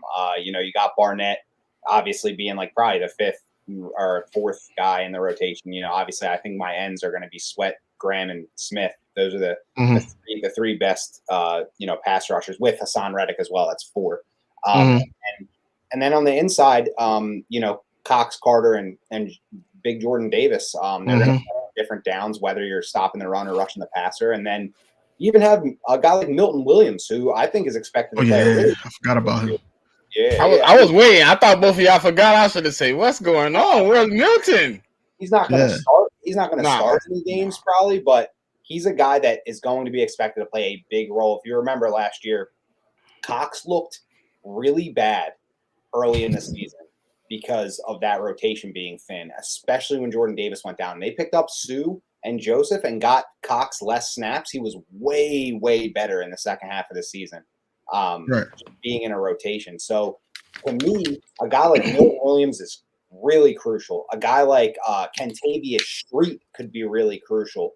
We picked up out of the New Orleans Saints. So they're not household names. They're never going to get superstar recognition, anything like that. But they're so crucial in having them play big snaps and being effective, because there are going to be times where you have to sit Fletcher Cox and you have to sit Jordan Davis because it's just the role he plays. So having Milton Williams step up third year, kind of similar, on offense, his mirror image, I think, is Kenny Gainwell, another guy that's not going to get a lot of superstar recognition, but his snaps are going to be so crucial because you're trying to keep Rashad Penny and DeAndre Swift as fresh as possible. So those are my two guys in Milton Williams and Kenny Gainwell, who are like our most crucial role players going into their third season together.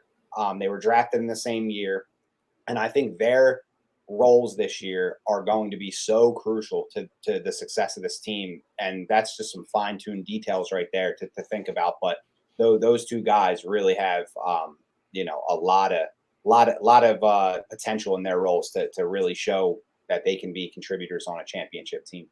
Well, since I verified it as 4-3, I get Hassan Reddick as a freebie. So my starting is going to be Josh Sweat and probably BG at the DN position. Yeah. Jalen Carter, Jordan Davis at D tackle. And linebackers, we pretty much sure it's going to be Nakobe Dean and whoever else. I'm going with Nicholas Morrow. But people been high on Ellis or whatever, so I ain't going to knock whoever come in outside of that. But my green dot is going to be Nakobe Dean. Yeah.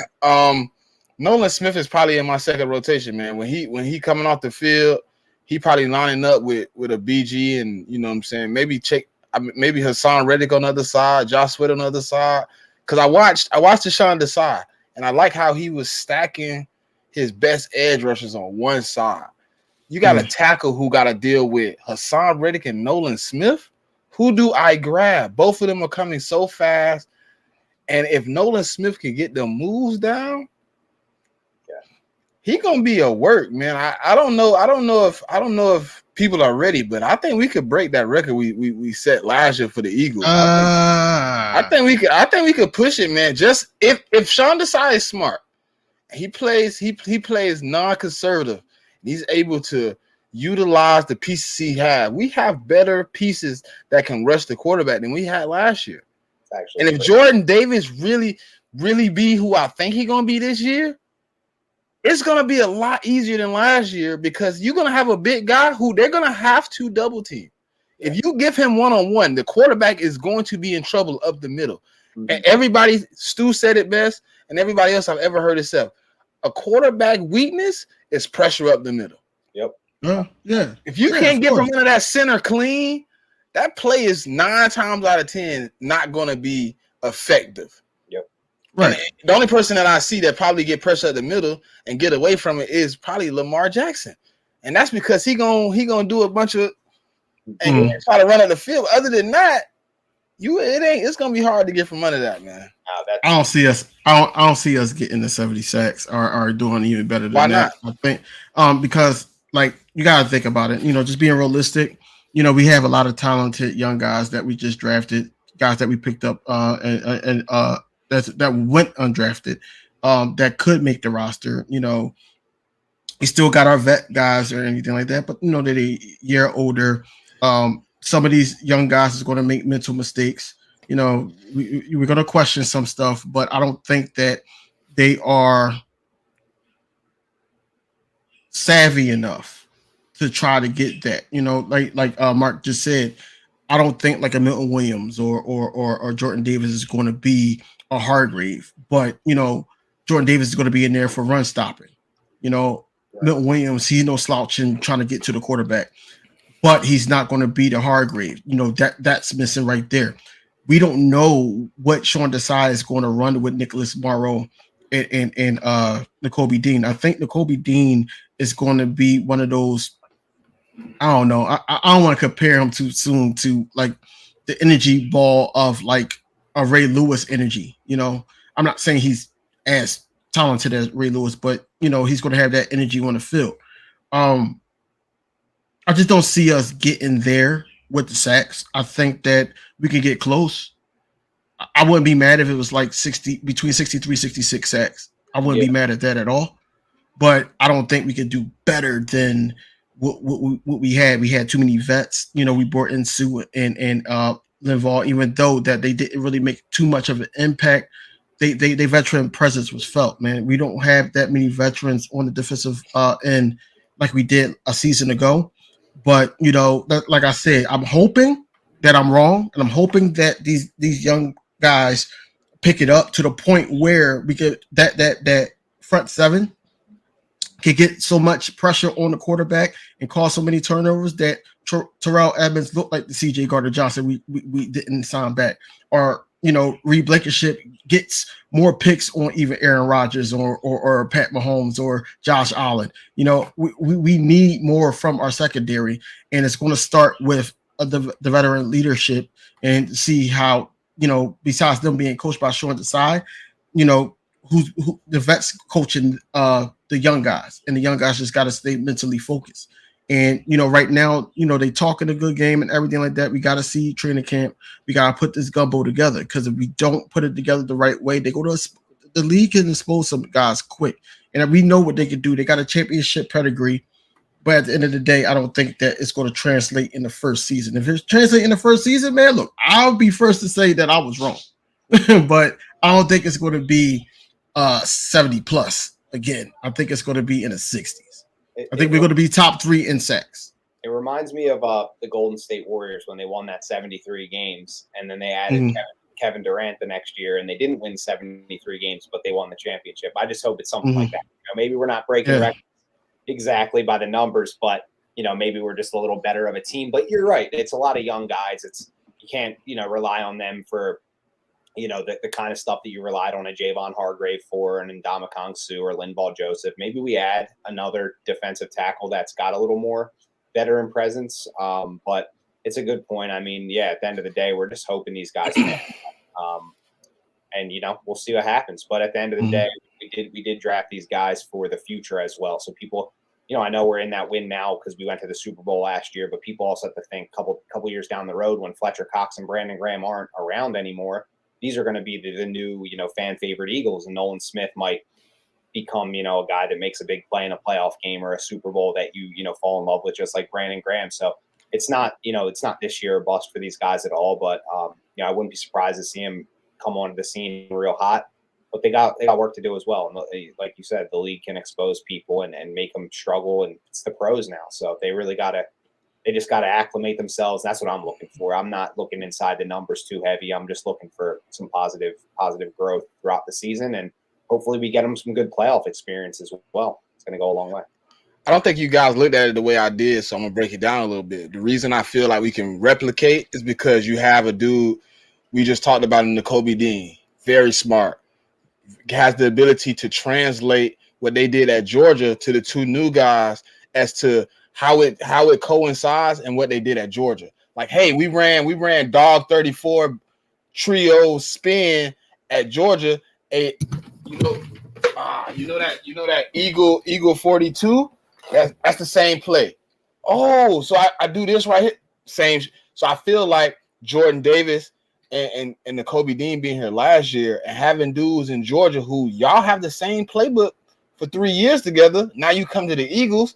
They said Nakobe Dean spent most of his time in the film room with the linebacker coach, getting it down pat. What was going on? Okay, what's happening here? Okay, now he can translate it. I feel like that's going to give Jalen Carter and Nolan Smith a little bit of an edge over the average rookie. Because 9 times out of 10, think about it. Let's be for real, y'all.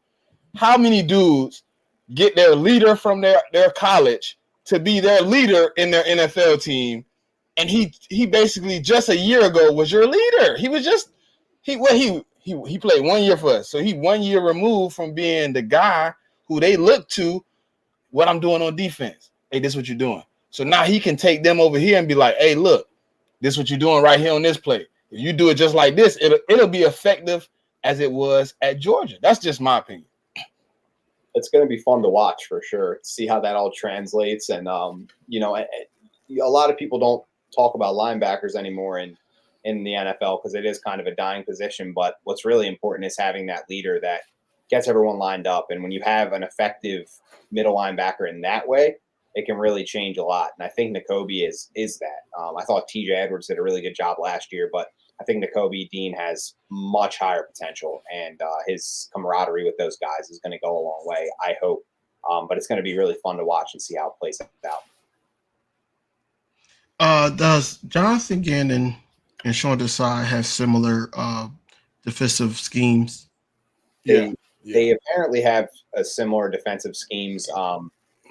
Vic Fangio kind of playbook mindset. I guess that's what everyone loves nowadays. I don't know why. There's so many. It's a passing league, and he created a supposedly passing defense. Okay, gotcha. Yeah, that supposedly. Yeah, that makes sense. What I did hear about Sean Desai is that despite some of the schematics and whatnot being similar, he approaches the game, approaches defense and things like that a little bit differently than Jonathan Gannon, in a sense that before the snap, he does different things. I don't want to say more or less or whatever, but he just approaches how to confuse a quarterback prior to the snap. And then during the snap, when the play is actually live, the coverages differ compared to what they showed and things like that. I follow this guy on Twitter. His name's @TheHonestNFL. He's I don't know if you guys follow him. He's a former scout, former GM. GM. I watch him. He broke it down. He has like full Google Drive document. Like, I'm talking folders on folders of like film work and all this stuff. And I didn't pour through it all. I'm not gonna say I did, but I read some of the stuff he wrote about Jonathan Gannon's in comparison to Sean Desai and just Sean Desai in general. And it seems like we're in for a treat. He definitely has some different ideologies, and it's going to be good to get some fresh ideas in the building, because after that, obviously we needed it. And even in 2021 and 2022, Jonathan Gannon couldn't stop any decent quarterback. I mean, it was pretty embarrassing. Like, not one time. I mean, it's hard to go. I don't want to relive that.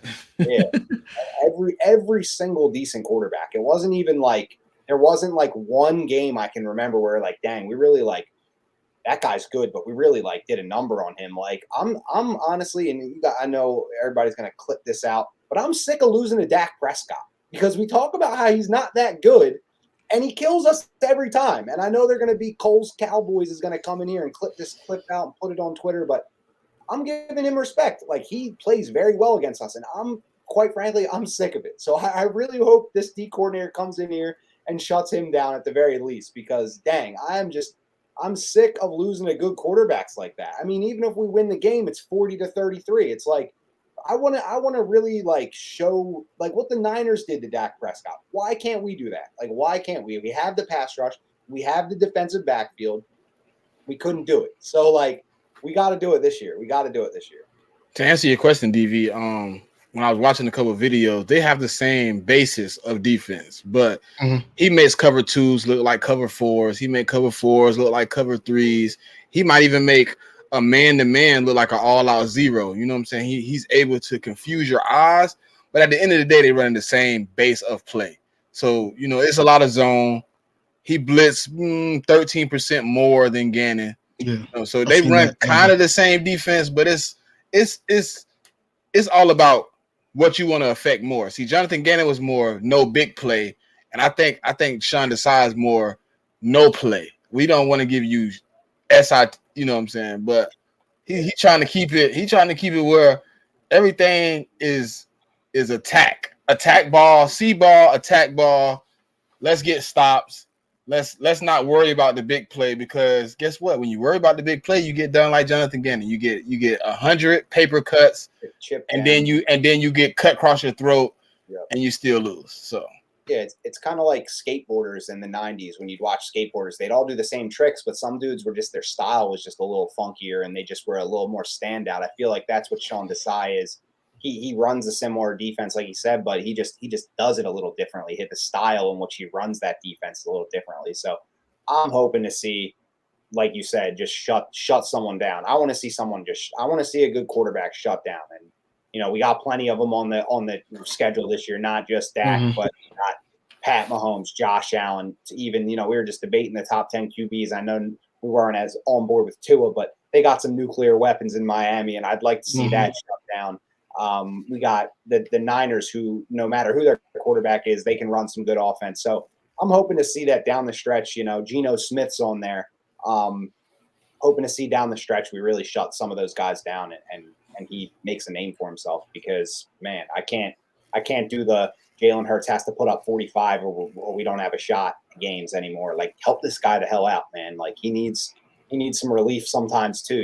He can do it, but some games it's like put it on the defense. You spoke on Dak Prescott, but I feel like this, right? If we had the defense that he had last year, when you stopped and held them boys to 12 points up into the fourth quarter, Jalen Hurts would have won that game. Oh yeah. Well, I mean, we saw it reminds me of the Colts game, just like you brought up earlier. Right. Oh yeah, no, absolutely, yeah. Like that's something. Well, that's just something that is a whole different combo, but that I believe as well is that some guys just like have it. You know what I mean? Some guys are dogs. Like at quarterback, like you got it. Like it's crazy because it's been a while since we had a guy that I was just every drop back I'm like confident that's going to the right guy. That's going to be the right. I had that with Wentz. Yeah, Wentz in 2017, maybe Donovan McNabb in a couple years. He didn't turn it over a lot. Mike Vick in 2010-11. Nick Foles in 2013. Like, we've had some of those seasons, and last year was one of them with Jalen Hurts. And it just seems like Dak, as the years have gone on, like early in his career, it seemed like he was the big moment kind of guy. Like, he came up in some big moments. He had some big performances. And from 2019, after they lost to us with that year that we beat them with the practice squad players, right, with J.J. Arcega-Whiteside, and we limped into the playoffs, and we had that big win over him late in the season.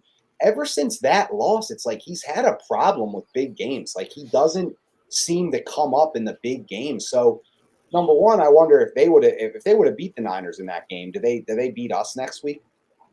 So I personally don't think so. I don't think so either. And I just don't know, like, if that's something that Dak's gonna like overcome or not, because it just seems like he was on the right track, right? In 2018, big game, big win over the Seahawks, and then next thing you know, every year after that, like, they haven't passed that wild card threshold where they beat the Seahawks in the playoffs that year, and then ever since then they've gone downhill. So he's got to prove it. I mean, I have confidence in. And this is fair criticism, by the way. This ain't hate. I have more confidence, obviously, in Jalen Hurts than a lot of these quarterbacks at the end of games, because I've seen him do it in big games, on big stages, in the regular season when there's a struggle, when they're in the playoffs when they needed him to come up big, he came up big. So I don't know, man. There's something seems like some guys just have that mental block at the end of games. They can't shake it, and you'll see fans make excuses, but at the end of the day, like, you are what you are on the field, and he just hasn't been that. So I'm happy. I'm happy to say that we have a guy that I feel is clutch. Like, he takes over games, and you're just going to keep seeing that. I know you didn't want to talk about it, DV. So you know what I'm saying, but I just had to say it because I feel like this. Look, people talk about 30 touchdowns. They talk about all this, right? Yeah. Dak Prescott only got one of those. He only got 130+ touchdown season. 2. He got 2? Yeah. 4, and then when? Last year? The year before last, I mean? 2019, he threw 30, and then 2021, he threw 37. Okay. But yeah, like, he got 2, but it took you 4 years to get to the first one. Yeah. 7. I mean, yeah, the comparisons between Hurts and Dak are very desperate. Dak is an 8-year veteran. Jalen Hurts is just getting started. Like, we're not holding, like, if you're arguing it, Hurts already won. You know what I mean? Like, who at this point, you shouldn't be like desperate to say that Dak is better than Hurts. He should just be better than Hurts. And at the end of the day, like, he's not. So, like, the fact that they're even compared is pretty telling. Jalen's on an upward trajectory, man. Like, he's getting better, and the other guy isn't. So, you got to see that. But yeah, I mean, end of the day, like, when are you doing it? When are you performing? You could throw 40, 50 touchdowns for all I care. But it comes to the playoffs and you score 12 points and you can't drive your team down the field to tie the game or win the game or whatever it was. What are you going to do? Like, I don't care about stats. I don't care what you did at 1 p.m. against the Giants. I care what you do at 4 o'clock in the divisional playoffs against the best defense in football. Like, that's what I care about. And our guy delivered, and theirs didn't. And I know this ain't a Cowboys versus Eagles show. We can have one of those at some point, but that's my thoughts on Dak and Jalen, man. I don't think it's a good comparison to begin with, and I already think that our guy's ascending. So, DV, Dak Prescott, right? Dak Prescott best game to me was in a loss against the Packers when he had rookie year. Des. Yeah. I think that was his best game because he showed heart. I can't hate on Dak Prescott on his talent. I could hate on him. I'm not hate on him. I can judge him by the decisions that he makes on the field. And this is what we're trying to tell Cowboys content creators or Cowboys fans when it comes to Dak Prescott. When are you going to start holding him accountable? Because you always had a scapegoat. He had Garrett. Now Kellen Moore. Now he's not there. Mike McCarthy is going to sit up there and call the plays. Now, when are you going to do? Are you going to blame Mike McCarthy this year when it turns out similar to last year? Or are you going to sit up there and say, "Yo, Dak has to do something, or we got to draft somebody, or we got to look elsewhere"? It's not just like you just said, Tom. It's not about the numbers that you put up. It's about basically the consistency of the efficiency that you put out on the field. And you're not doing that. You're not winning ball games. You're not sitting up there taking your team and putting your team in the best position to win the Super Bowl. Right. I seen Dak Prescott probably twice that I know about off the top of my head that they had the number 1 seed in the NFC, and basically the first game after a bye they lose. I've seen this. They Super Bowl last year was against Tom Brady because Tom Brady did them dirty, so they wanted to pay him back. Yeah, that Cowboys team wasn't the same Cowboys team that showed up against the 49ers. Right. So it's basically like the first 4 seasons. I can say 4 because Ben Simmons didn't play. Not to talk basketball, but Ben Simmons didn't play the first year. But the 3 years, all-star. He's putting up great numbers. We was in the second round. And consistently, we just didn't hit the mark. Why? Because he wouldn't shoot. Because he just wouldn't. He just didn't have heart. And then that game 7, that I don't like talking about with the Hawks, he passed up the ball. That's basically Dak Prescott when he played Jacksonville last year when he threw that interception. It was a pick 6. He's sitting there on the ground like, what to do? What to do? Right? Mm-hmm. He's not a guy with that mind frame, and they try to compare. It was one point that they was trying to compare the mental stability and leadership of Jalen Hurts to Dak Prescott, and it's like it's not close. It's not, because you got vets, people that's just sitting up there like Jalen Hurts, knock on wood, because it probably will happen throughout his career. But Jalen Hurts never had a quarterback sit up there and say he's the Black Kirk Cousins. Never. So, Amari Cooper came right at him. Yeah. I don't think AJ Brown would do that. I don't think Devontae Smith would do that. Any wide receiver that Jalen Hurts will play throughout his career as a Philadelphia Eagle, I don't think that they will hate on him. I think more players want to play with Jalen Hurts than Dak Prescott at this point. This is why they got has-beens that we already knocked out the Super Bowl, i.e. The speedster Brandon Cooks. Brandon Cooks. They get him and they be like, oh, he's better than Smitty. How? Last time I seen him, he was asleep. So Cowboys fans are just delusional, and that's why I say that I don't like talking about them, because they just and now he's just popping up. You see the name, right? So Cowboys fans are just delusional, and I just want to talk football with them. I don't want to sit up there. Just be realistic. Yeah. I don't want to hear Jalen Hurts only do rugby. I don't want to hear anything like that. Talk facts. Yeah. If you're going to sit up there and 8 years in, and he still haven't accomplished what y'all want him to accomplish, y'all been waiting for 30 years. Y'all been waiting for 30 some odd years, and y'all still didn't get a ring. So now, what are we doing? What are we talking about, man? We've been to in the last past couple decades now. We've been to the Super Bowl twice, won one, lost one, and we in great shape to basically win again. You know, if we're going to talk about the comparisons of teams, let's just talk football and not the comparison of Dak Prescott is the best quarterback in the NFC East or NFC. Right. You know, when he's obviously not. He's obviously not. Yeah, and you know, a lot of guys go through a honeymoon phase. You know, first 3 years of Dak Prescott, he looked like he was going up, and everyone was excited about him, and their fan base, rightfully so, was excited about him. But like you said, 8 years in, what are we talking about anymore? Like, if he's the best quarterback in the NFC East, then where the hell? Like, what have you done with that? Like, why? What's the goal? The goal is to win. The goal is to be the best team. Can you send Cole the link?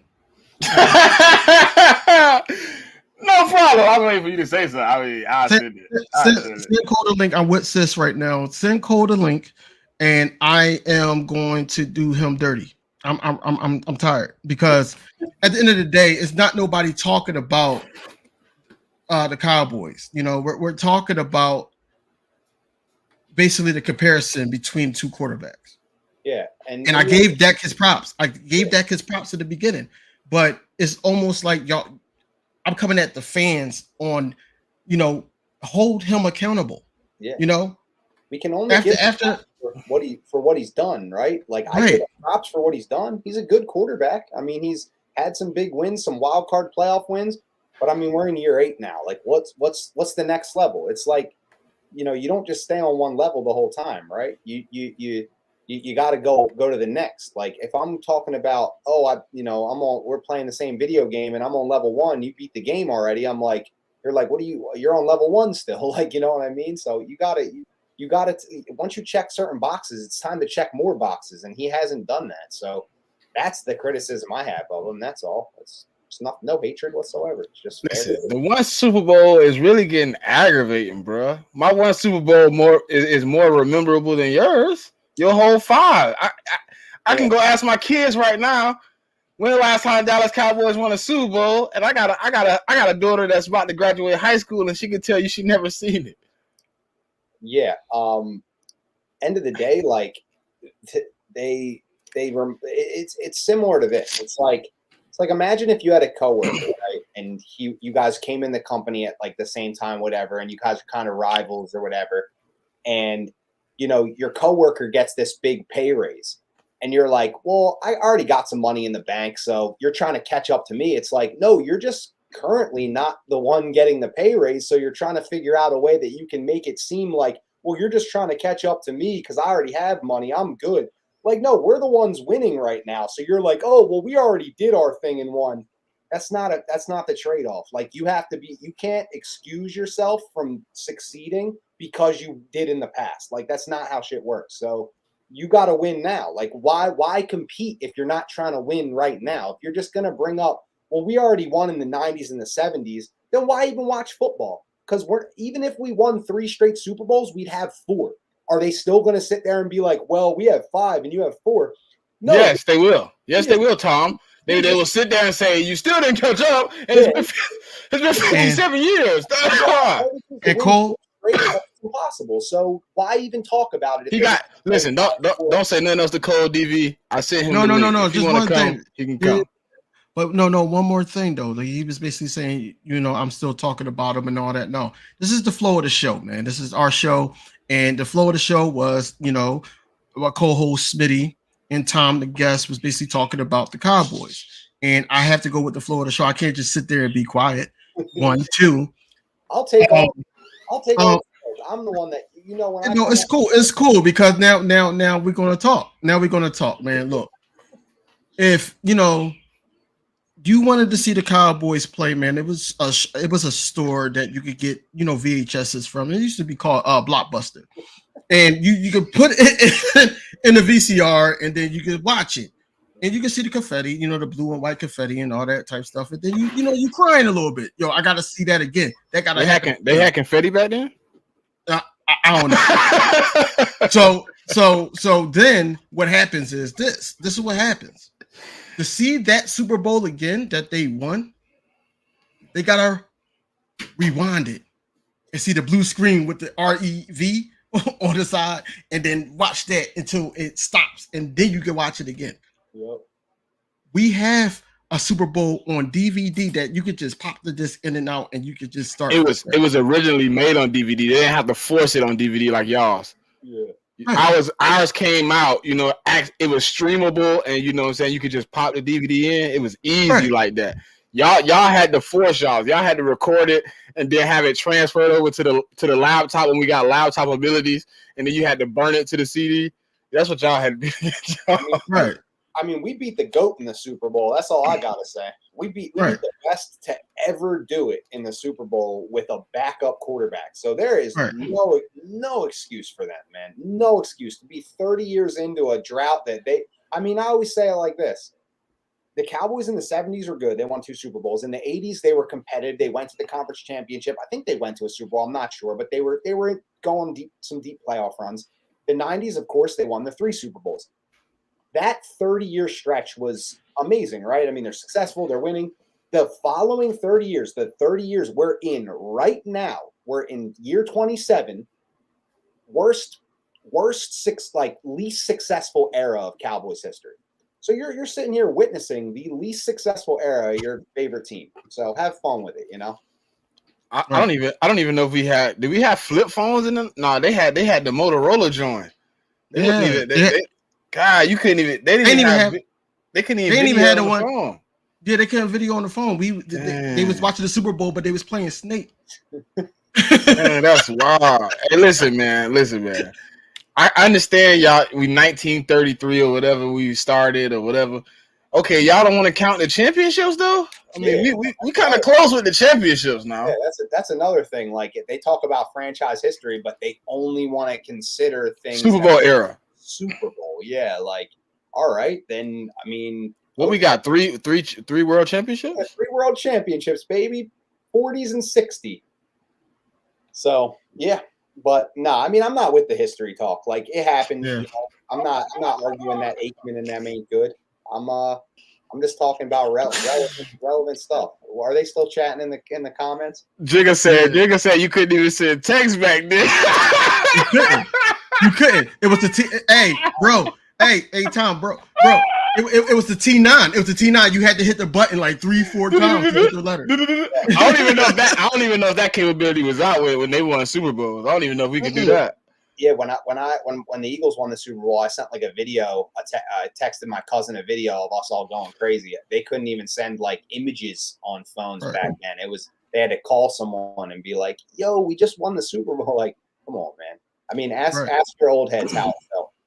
Ask your OGs how it felt to actually win a Super Bowl. Because I don't got to ask anyone. I know how it felt. You guys got to ask. I popped champagne as a grown man when I won a Super Bowl. Listen. You want to know a funny story, right? When I won a Super Bowl, I was the only Eagle fan in my house at the time, and everybody else was Patriots. And guess what? When I turned around after we won, everybody was looking at me like, he finna be yes, I'm finna show it. I'm finna tell you I'm on top of tables. I got the champagne. They was mad at me, bro. And I was in South. I'm in South Philly, and when we won, it was guys walking drunk with no shirts on, saying we going down Broad Street. We're going cause wreck and they did. They did, man. They went crazy. They went crazy, just as crazy as when the Phillies won. February in Philly with no shirt on. Yeah, in February, that's gotta be cold. I don't know what he was drinking. I don't know what he was doing. He had some good lick. So do you guys go to games at all? He has arrived. He said he want a little talk, man. You know what I'm saying? Tom, hold on. We gonna have to. Yeah. He has arrived. Oh, good. Man. Oh my man. You had trouble with math earlier, I heard. What was up with that? I don't know. I guess y'all had y'all need to read up on hook on phonics or something because y'all clearly can't read. Come on, man. Y'all clearly can't read. I got glasses now. I see real well. I see King Jack. Go ahead, bro. You want to have a conversation? We can have a conversation. You just got in here, bro. Get your feet wet first. I'm good, man. Coles, I'm I good. saw a video of you in Fly Eagles Fly. Because I'm a man of my word. Here's my question. Cole. Here's my question for you, bro. Okay. Like I said, I want to talk football. You know, I don't like the whole trolling thing and all that. I want to talk football. When are y'all going to start holding Dak Prescott accountable for losses, or y'all not getting over that hump? We held Dak Prescott accountable for the playoff loss last year. For a week. Now we're back, right? Yeah. I heard you, Boss, and other content creators blame Kellen Moore. Yes, because he's the most reason why we lost too. His play calling sucked. We had this conversation before. I don't know why we're coming back to it. He's just like Jonathan Gannon. Just like the situation y'all had with Jonathan Gannon. Yeah, it looks good, but it's gonna come to a point where he's gonna be the main reason we lose the game. Main reason. But y'all know this, man. I don't even know why I have to repeat myself. Y'all know that Kellen Moore was a trash OC. He may be good giving Justin Herbert 5,000 yards. But as far as like beating and winning the playoffs, no, he's not going to do that.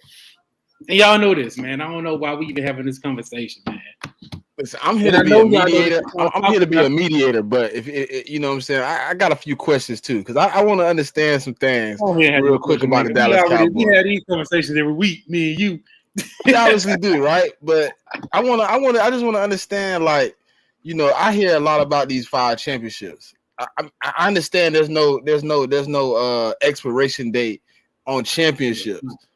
But why you keep bringing up that we only got one? I understand we only got one, but you ain't got one in 2000. People like Tom be bringing it out of me. I be chilling. I stroll and I see Tom throwing all these shots. I was like, you know what, man? Fuck this shit. Now it wasn't just Tom. It's LB too.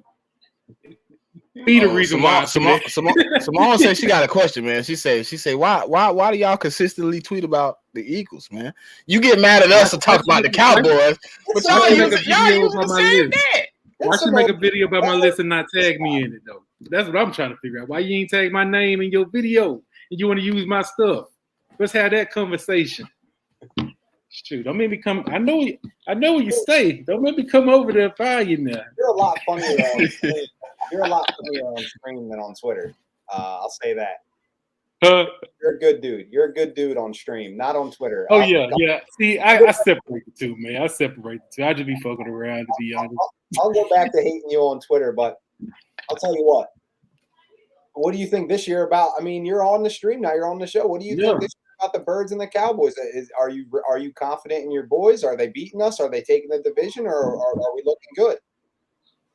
To keep it a bean, I see us being on a head-to-head tie, man. We're gonna split even on I would like for us to beat y'all at home the first week, and then we come up and beat y'all again. I would like, but realistically, I don't see that. Not now, at least. You know what I'm saying? I got to see how our offense is going to be because they're learning a new offense. It's going to be some growing pains. It's going to be pains because Mike McCarthy, I got faith in his play calling. I got faith in what they're going to do. It's just we have to see it on the field. You know what I'm saying? It's great stuff going on in OTAs and mini camp, but to put that, like, I'm ready for training camp. I want to see how it is in preseasons, see who's going to step up in the wide receiver room because we're not going to make no moves on a veteran wide receiver or a veteran running back. So we got to see what our young guy is going to do, you know what I'm saying, on the field. So what's your hot name for training camp? Who's the most big player you want to watch? Like who's your guy to watch that no one's talking about really, but you guys all as Cowboys fans, like who's your hot? Like ours is Nolan Smith. We love Nolan Smith. Yeah. Who's yours? Well, of course, I want to see Mozzie. You know what I'm saying? I want to see our package, goal line package, Mozzie Smith and Jonathan Hankins. We need those guys, especially with y'all running.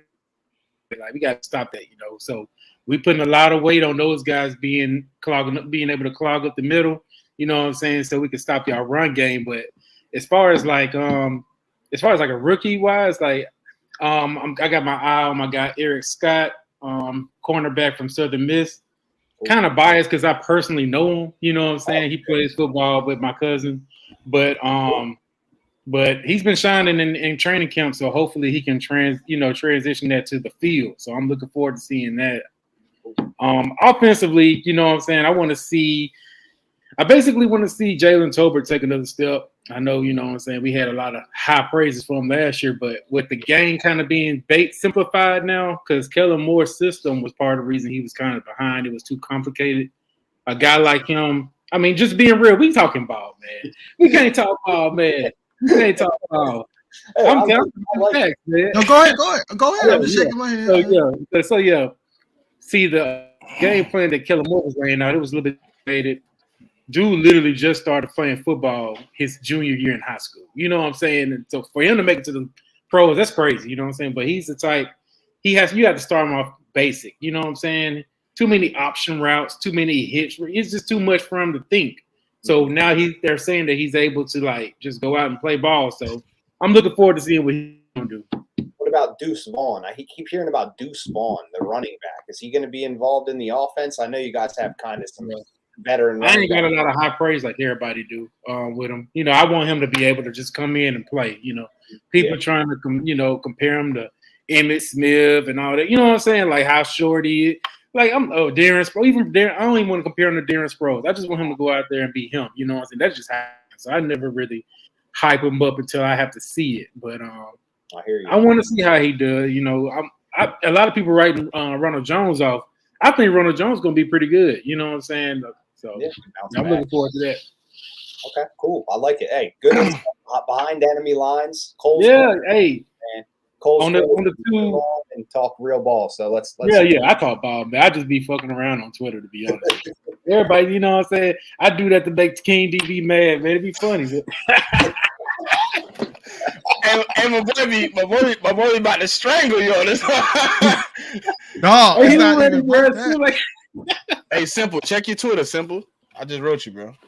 Yeah. Every single time, like every single time I watch one of your lives, even with a group of Cowboys content creators, just to see, if we're going to be mentioned. It happens every single time. And then when we break it up to you, now you want to flip it. Then you want to flip it and say, yo, y'all breaking us up. Ready, man. You know what I'm saying? If you want to take it, then we can take it up. You see, one thing y'all not going to do is disrespect Dak Prescott, man. That dude, that's a warrior, man. I'll fight behind him. That dude, man. That's cool.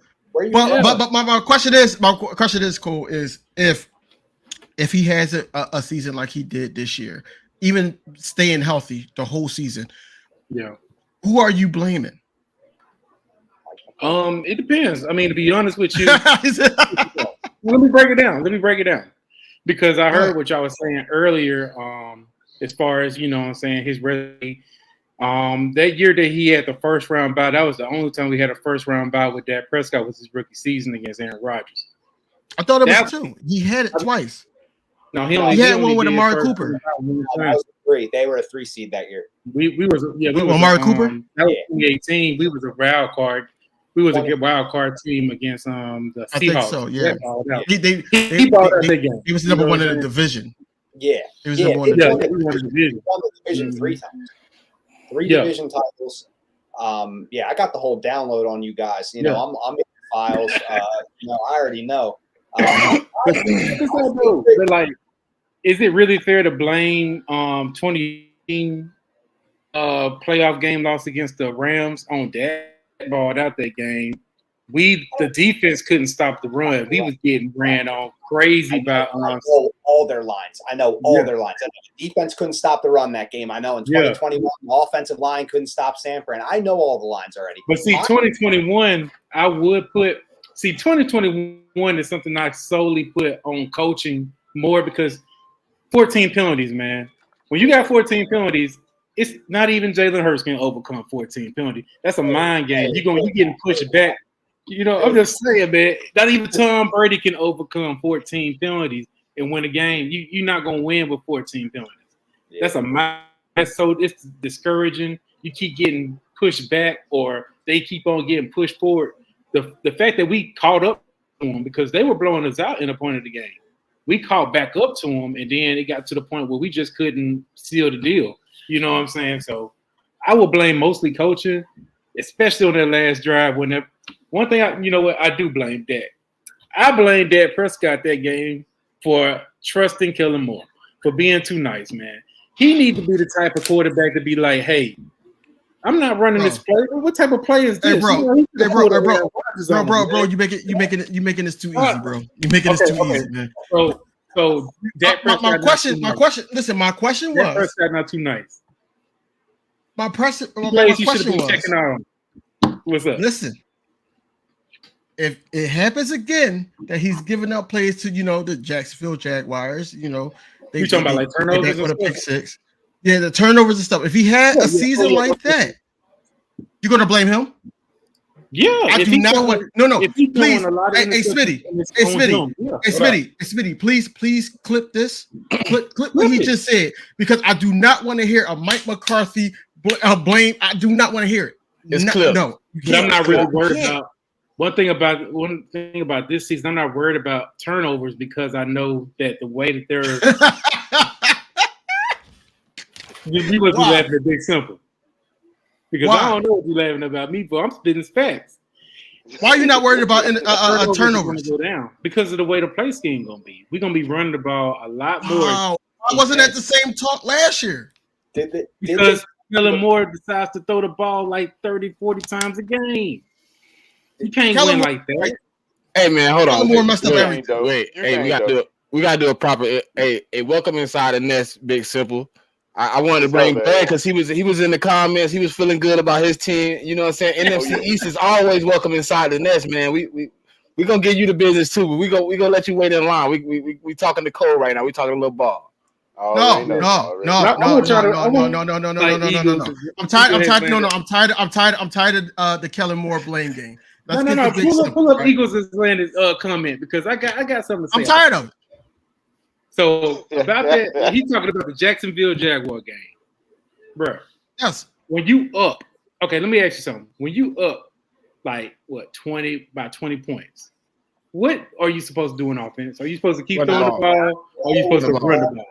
Run the ball. Don't throw interceptions. Don't throw it. Why would you want to throw the ball if you up? You got Dak Prescott, isn't he a top 10? That's what y'all do. That's what y'all do. The Jacksonville that's what y'all do. In the Green Bay Packers game, he decided. Bro, that's what y'all do. Y'all that's throw the ball when y'all up. Well, it was cool. It was cool. No. Wait. Throwing the ball and what y'all was doing to us when we had the second, third string in, and y'all was just stat padding. That was cool because y'all was winning. Yeah, that was cool. I mean, but now it was the last game of the year. Y'all feel mad at that game, man. Y'all talk about Cowboys being in the past. Y'all stuck with 2021, man. That last game was pitiful about that. I never say that. Be honest, and I don't even brag about that game. I wish I wish y'all played y'all whole starting lineup. That's what I wanted. Playoffs are already playing. I don't brag about that. Hold on, man. Hold on. We gonna pivot real quick. Hold on, Cole. We're gonna get back to you. Hey, Simple. I see it in the comments. You say you confident this year. I got a couple questions, but the first question is, what brings your confidence, man, and why? True, man. My confidence is at a high level with my team, man. Because we in the unknown. I feel real confident, and I understand Eagles, Cowboys. They got their little thing going right now. I understand it all. But overall, the defense we have and the confidence I have in my defense is a good thing. And when we got Eric Bieniemy, it helps out a lot. Yeah. It helps out a lot. And not only that, it's going to help out a lot for my man, Uncle Sam. I'm going to tell y'all something about that boy, Uncle Sam, out there now. All right? Now, Uncle Sam, he been up and down in training camp, but overall, as y'all heard, he's going to be the starter. So I'd rather go ahead and take those kind of things. You feel me? Take the bumps on the road. You feel me? If we gonna throw an interception or two, I'm good with that. But overall, I feel real confident about our defense because if we can create some turnovers here and there, We was already third in the lead in defense. Just imagine having turnovers with Earth the enemy at the helm and giving us more confidence at the offensive side, especially if we scoring more than 24, at least 24, 23 a game. Give me that. I promise you, ain't nobody beating us. Ain't nobody beating us. The one thing I will give you, Simple. Please. Go ahead. I was gonna give him a little props. The one thing I can't give you, you do not have a quarterback. The second thing, you do have a good trio in receivers that, if you did have a quarterback, could be dangerous. But Sam Howell ain't it. I like what Big Simple. Now, one thing though. Right. People think I'm looking for Sam Howell to do Patrick Mahomes.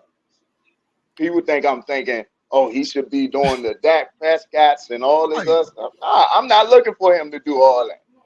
I just need consistency at the quarterback position.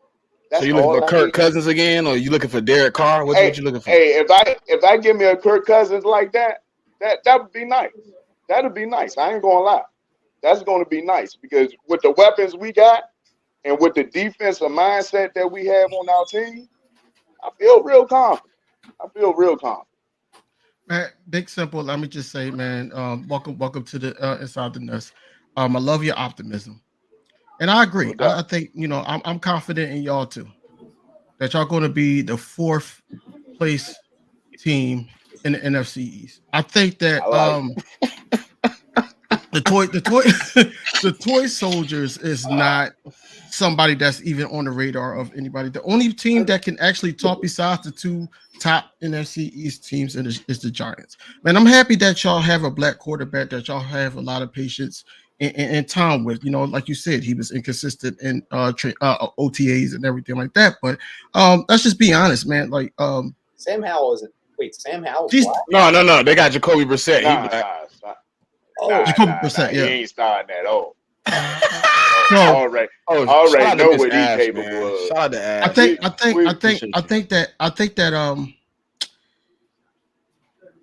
I just think that y'all just need to just wait until somebody becomes available, man. We could give y'all Mariota. I just don't think y'all doing it this year. Y'all not. Man, just wonder. Now think about it. Think about it though. What if Sam Howell pans out? He pans out, we going through the roof about it. You feel me? It turns out, and I understand a lot of critics, a lot of people. It's a lot of people that don't have a lot of high expectations of Sam Howell. That comes with it. The 5th rounder. He's a 5th rounder. People don't know too much about him. And Dak was a 4th rounder. Jalen Hurts was a 2nd rounder. You know what I'm saying? But don't you do that? I just want to tell y'all like it is. You know what I'm saying? But I gotta give it to y'all, man. But I think Washington, we gonna be all right. We're gonna be all right this year. I really feel confident this year, and especially with the new ownership. You feel me? That helps so much. That helps so much because I'm feeling real confident, man. Real confident. Well, you right where I want to.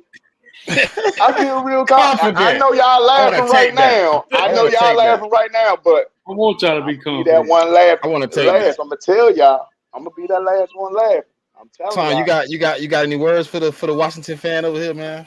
Honestly, are you from the area? I've been to FedEx Field the last 2 seasons now to watch Eagles Washington. So man, or do you go? I'm in the district 100%.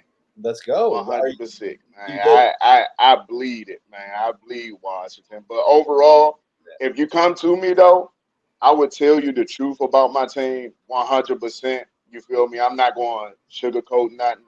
I'm going to come to you straight facts. If we playing like trash, I'm going to tell you like it is. We play like trash. I have watched some of your content, and I have seen you really go in on your team. That's kind of why I brought Simple on here, man. Right. Simple gonna talk football, and he for real. Look what he said about his quarterback. He didn't say Patrick Mahomes.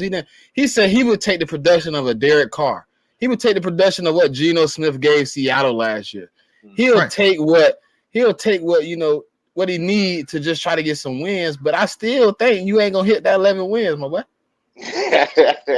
We gonna get it. We gonna get Win. it.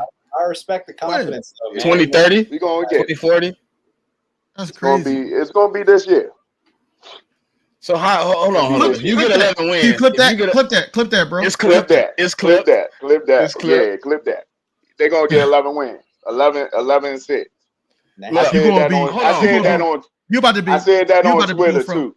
See, I really, I hey, said I that ain't on gonna lie to Twitter, y'all. I really tried to get real spicy. I sent Simone the link too, because I really wanted her to come up here, but she ain't come. No, so. she ain't gonna come, man. I- She Look, in the comments. I really tried to get it real spicy because I know she gonna go in. But yeah, y'all ain't. I don't see y'all getting. I say 7 and 10, man. Okay. That's what the critics say. Is you feel me? We I in that ain't seen range nothing. when it That's comes just what I down went to when we right in that range with 8 to 9 wins like we normally do. But if you give me 3 extra games of winning, I'm good. Because last year we was close to 12 wins. They were But close. I can't look. Y'all gotta look for yourself. Look closely at the schedule where we was at. We lost 4 games that was real close, and we could have easily won about 3 of those games. So I'm just saying, I feel real confident, if especially with the quarterback play of last year, going back and forth with Carson Wentz and that trash. Oh my goodness, the Heineke? trash. And Heineke. Hold on, you better not disrespect Heineke. Now Heineke, I got much respect for him because he come forward now and he gonna give you 100% of the game. You feel me? He gonna come out there and play. You feel me? So at the end of the day, whatever he do over there with Atlanta, we gotta face him this year. But overall, I think this quarterback room gonna be all right. We're gonna Hey, be all right. DV, I gotta get messy real quick. Will you sweep Dallas? Yeah, can we get a Dallas? Can you guys beat Dallas once at least? We need that. Cole. Cole. Dallas runs through the whole division. We need some Dallas losses. Go ahead. Yup, Go ahead. it is. Hey, sweet Dallas. Nah, Sweet I Dallas. don't see. I don't see us sweeping. I see us splitting. Yeah, I see us splitting. Y'all probably get us beat. Yeah, I see us splitting. I see Dallas. I tried to start a food fight in a photo, man. I tried to get it cracking, man. Because Guess what though, Cole? Yeah. We gonna sweep you. Washington, we gonna sweep you. Okay. Giants is the only one that's gonna get a win on us in week 18, and that's because Jalen Hurts is gonna be sitting on the bench. Bruh, hell no. Jalen Hurts gonna be benched. Jalen Hurts gonna be benched, man. We gonna sweep y'all, man. They totally forget, Cole. They totally forget, man. Forget what? No. So Who they lost I want to man? do. Hold on. You said 8-1. Hold on, DV. Hold on. Now he turned it up. I wanted to bring it back up, but I wasn't gonna say nothing. You said 8-1. Don't forget you part of that 8. Don't forget you one of them butt whoopers on that 8 where I sat Carson Wentz 9 times. Where I put a knot on your head. Don't forget that. We're gonna win the division. We won the division. I want to talk to the baby. We is. I want to talk to the baby real quick. I need to know who you think is going to win. You could blink. Just blink, bro. Blink 1 time for the Eagles. Blink 2 times for Dallas. He can still. Look, there it is. What again? Bro. What again, man? I'm just saying, man. I got the Eagles, man. But I really feel like Eagles gonna have a little bit of a dip, but I think they'll still get probably 13 wins. Okay, I respect it. I'm cool with that. I respect it. That. I'll tell you what, that baby. I think they'll have a little bit of dip though, somewhere down the road. But I think the division gonna be real close. Like people don't understand it, but it's gonna be real close. Man. Like the last. Y'all gonna be in the mix? Real close. Y'all gonna be in the mix, though? It'd be nice. Y'all had your opportunity to join in last year, man. Y'all failed. Yeah, man. Where you was at in the playoff? Oh, you wasn't there. My bad. Oh, I was watching y'all lose as well. You know, I was just watching y'all lose. I'd rather have You obtained know, a loss than obtain a DNP. Coles, that's your. Yeah, that's his newborn. Oh, yeah, that's my son. Yep. Yeah. oh, that's what's up. That's what's up. Yeah, man. Driver's kicking license it. by the time the Cowboys get back to the Super Bowl. He gonna be able to witness it, man. You hear this? Yeah, he gonna be grown. He gonna be grown and have his We own gonna share it kids. together, man. We gonna share Next it together. commander Hey. out there. He the next commander. Hey, Cole. About time that the Cowboys win another Super Bowl, he gonna have a beard just like you. As long as we sharing it together, man. Yeah, that's the right answer. No, but for real though, like on some real stuff, man. All of us to hit together, man. I wanna tell y'all boys, man. The NFC East, they might have laughed at us last year, but we the up and coming thing to keep running it around. Like they had the AFC and all that East and all. Nah, the NFC East gonna be the team you gotta beat. If the NFC East is in the NFC Championship, no matter which 4 teams it is, which I prefer it to be the Eagles, they're gonna have to fight for it, man. But I need Dak Prescott, I need Sam Howell, and I need Daniel Jones to all step their game up, and Jalen Hurts included, because I want to be able to be the ones that be like, dang, we don't want to play the NFC East, man. I don't want to be the division that they circle on their schedule and say, oh, we playing them. They go 4 wins right there.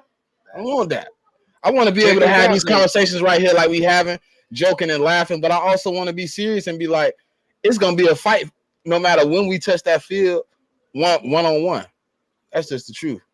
Which division better, the NFC East or the AFC East, bro?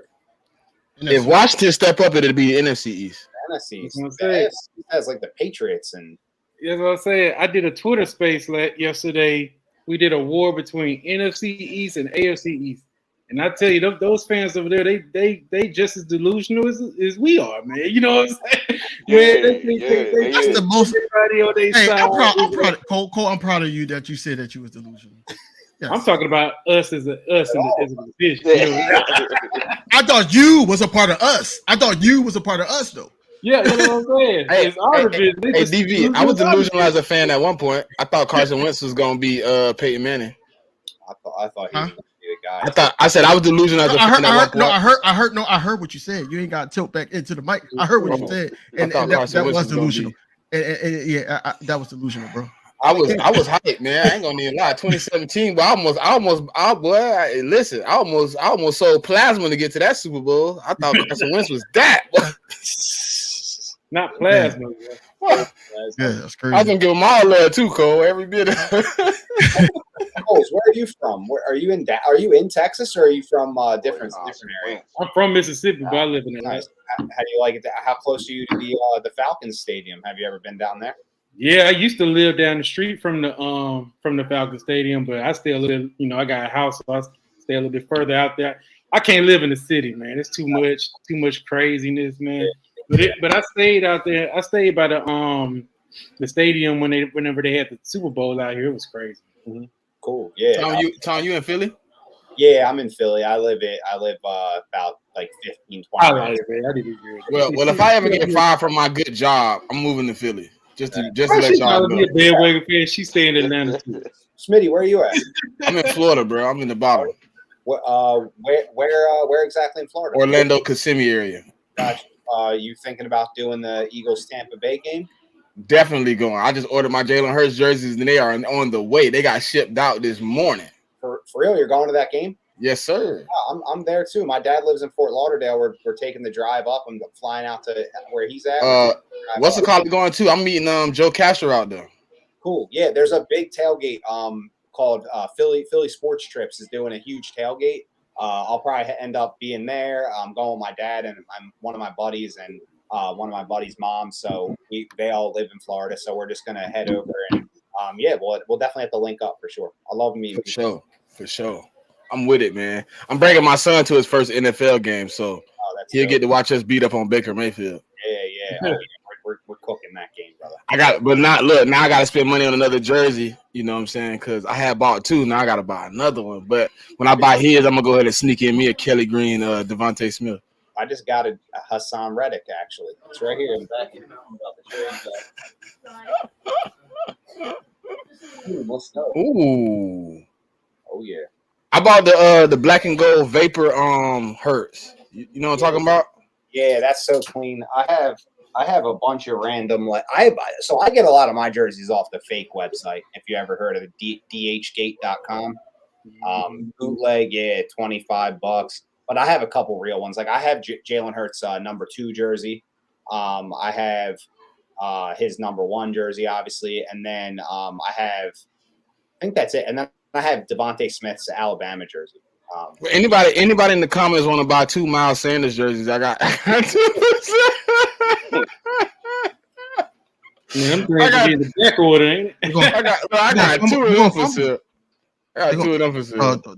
Don't fumble that. Don't fumble. Huh? You gotta don't fumble that. I gotta let them go. I got a special edition one, the military one, and then I got the regular. I got both of them for sale. You can give me 25 cents and a piece of bubble gum. You can have them. Ain't nobody gonna want that. Nah, nobody want it. Hey, but big simple though.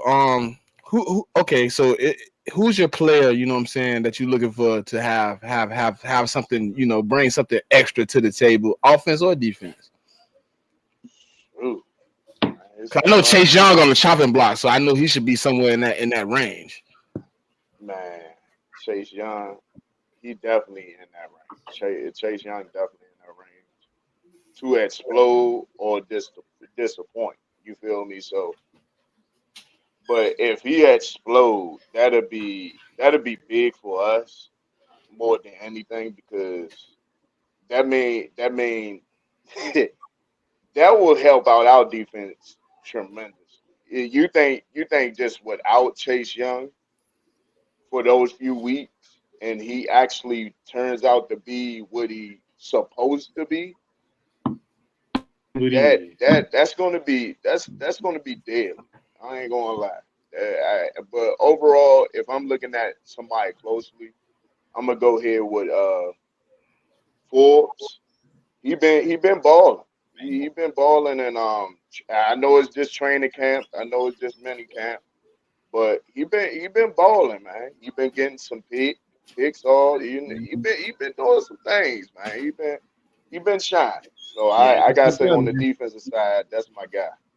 I wanted us to make a move on him. You know, Mississippi State guy. That's who I wanted to get, man. Emmanuel Forbes. Yeah. Hey, Jigga, we do it for the fans, man. So we appreciate you, bro, for coming out, bro.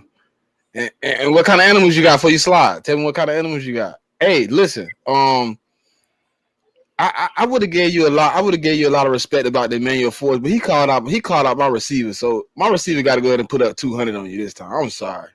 Hey, come on, man. Devontae Smith got bro. That man should have kept his mouth closed. You a rookie. Watch your mouth. Now, that was when he was a freshman. Now, when he got torched, everybody kept on bringing up when he got torched when he was in his freshman year. 250 is 250. Yeah, but it's in his freshman year.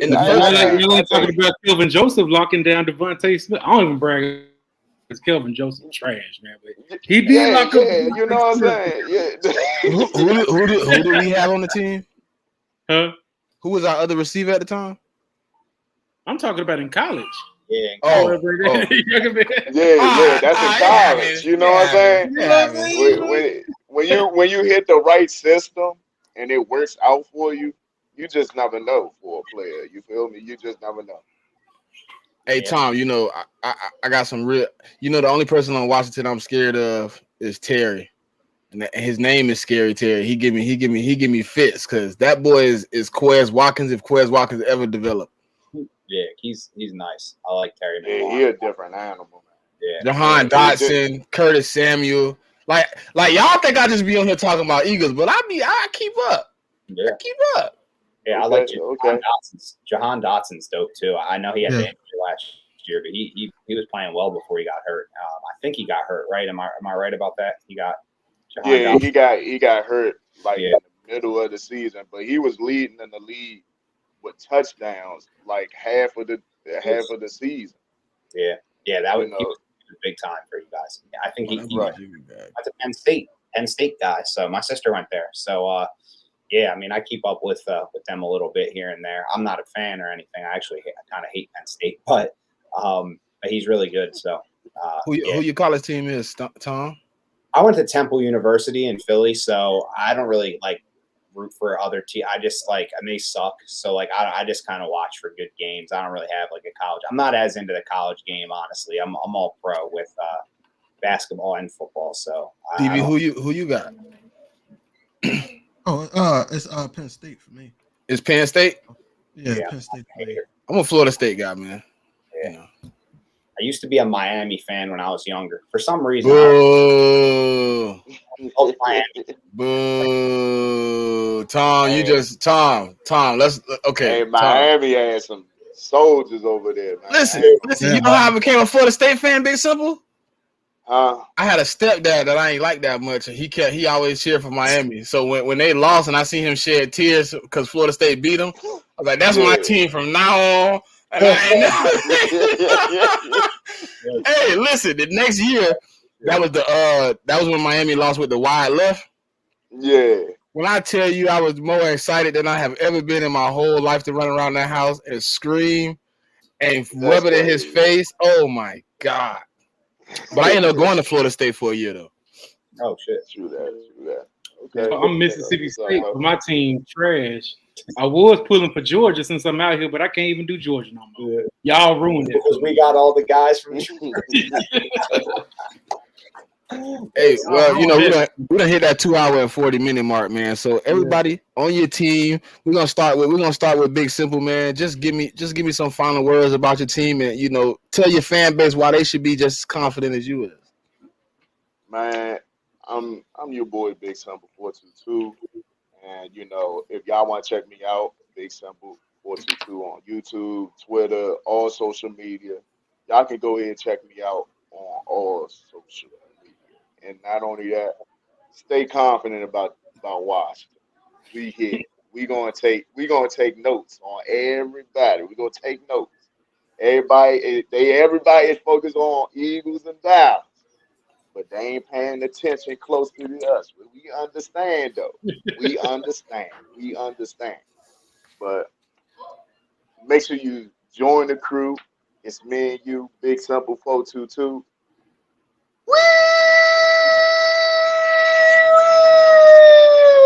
You know how we get down, player. Washington Nation. Let's get it. You know what I'm saying? Cool. Tell Cowboy Nation why they should be as confident as you is in Dak Prescott and your team this year. Good, man. We about to go all the way, man. We about to go all the way. We're going to go ahead and finally take that next step past, the third round. No, the second. We passed the third. We're going. I don't know about y'all. Y'all can laugh at me. I don't give a damn. We're going to make it. And y'all can clip this because whenever we make it, y'all going to be kissing my ass. Hey.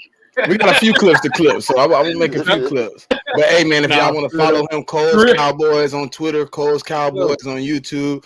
And whenever we get back to it, man, y'all can catch us Sunday nights on right here, you know what I'm saying, when enemies clash, man. Y'all tune into us, man.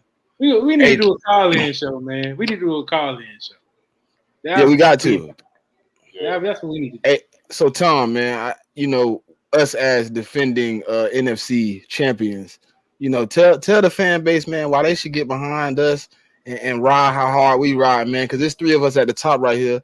They're going to get three takes back to back, but we're going to try to keep it different, man. You tell me why you confident and why people should ride behind us this year as an Eagles fan. Well, I'm going to talk about something that we really didn't talk about. It has to do with Jalen Hurts and him taking the next step, but a lot of people, we don't mention it a lot. Brian Johnson. It's a name you're going to hear a lot this season. Offensive coordinator, close with Jalen Hurts. He was the quarterback coach last year, and I think he's going to take Jalen's game to the next level. Jalen's putting the work in. I think that duo right there is going to have Nick Sirianni take another step in his growth as well, really seeing their relationship and being part of that. And I just think that they're going to take that to the next level, and that's just going to springboard our whole offense. And then our defense is going to be out there with, potentially a lower budget, but a couple younger guys on it. But come out and we're gonna have a more creative scheme, hopefully, and they're gonna disguise things that we were talking about earlier in the show, and that's what it is. But my key to this season is Brian Johnson and Jalen Hurts, man. The way they're gonna unlock this year is gonna be opening eyes. We're gonna put the league on notice again, I guess, and take it to even a higher level. So that's me. Follow me on Twitter, Tom Stakes. I know everybody else tossed their Twitters in there, so I'm gonna throw mine in there. And yeah, you'll see me debating with Coles and the rest of the gang, Cowboys Nation, every day. So tune into the show and appreciate you guys again for having me on, and I'm definitely down to get on again and chat with you guys, or enemy lines, and talk ball. That's what I'm here for. So appreciate it. DV, I know I ain't gotta ask you too much, so I'm gonna just let you do your thing, and then I'm gonna jump in when you done, man. Go ahead, talk your ish, my dog. Thank you, my concert. Thank you. Well, he leave. All right. But let's get on the Eagles first. I really believe that this season is going to fall on Sean Desai. I think that it's not too much tuning up that Coach Johnson has to do with Jalen Hurts. They're familiar with each other. He's going to actually, pinpoint on what he would have did better throughout the season with Jalen Hurts being able to read and everything. It was in the 98 season, it was said that he cannot throw to a certain side, and we've seen him progress that way. Now he's putting in more work, and that's why I don't have any questions about the offense. The only question I do have is, are we going to stay healthy at running back? That's probably it. As far as the defense, he has to put this together, man. We got younger. We got some hungry dogs, no pun intended. We have some dogs there that's going to actually be willing to make plays. When it comes to the NFC East, I really believe that our defense is still, bar none, probably the best in the division. We just got to put that thing together, with the Georgia Bulldogs and also the vets. The vets has to step it up too, especially Fletch being on a 1-year deal. Brandon Graham as well. So I say that to say this, man. Look, thank y'all guys for being on here. Big Simple, Coles Cowboys. Thanks for having me. I applaud you, man. You gotta feed the baby. It's real. No, it's real when you're being a good father and all that. I applaud you. But you're not a good fan. You're not. You said because this is our year. No, bro. It's not y'all year. No. You said that it was y'all year. Oh yeah. This is our year. To do what? Hey, cross that divisional round, man. But I'm gonna let them do it. I'm gonna keep my mouth shut. I'm gonna let them do it. No, you're not. You're not. And then Big Simple. Oh my God. Big Simple, man. I wish everybody had your optimism, man. I'm gonna be watching y'all. Then I'm gonna be watching your tweets. You said you like to, talk football and you're realistic about your team, man. And so I just want to see how realistic, I haven't been able to watch any of your videos, but I am subscribed to you. And I want to see how real you keep it, man. When the same outcome happens this year, I think that it's not going to, you're going to be fourth. I'm sorry, it's going to be fourth, man. Saquon comes back, y'all not beating them. And y'all not beating the Cowboys. They may beat us week 18. They're beating the Cowboys. They're not going to beat us on Thanksgiving. Riding with Big Simple. They're beating the Cowboys. That's going to be think about that thing. They're not going to beat us on Thanksgiving. One thing about that Thanksgiving, I feel real good on Thanksgiving. Hey, just make sure you eat your pie before the game, bro. I'm gonna just cut it off there, and I'm gonna just say, you can follow me on all platforms at King DV Sports, all one word. And thanks for everybody coming. Me and Smitty threw this thing together, and it's been taking off. So we really appreciate you guys coming. I'm gonna just hand it off to Smitty after that, man, because I'm It's done my talking to turn? these guys. Yeah, it's your turn. Money is nice. Championships are better. Hey, Huh?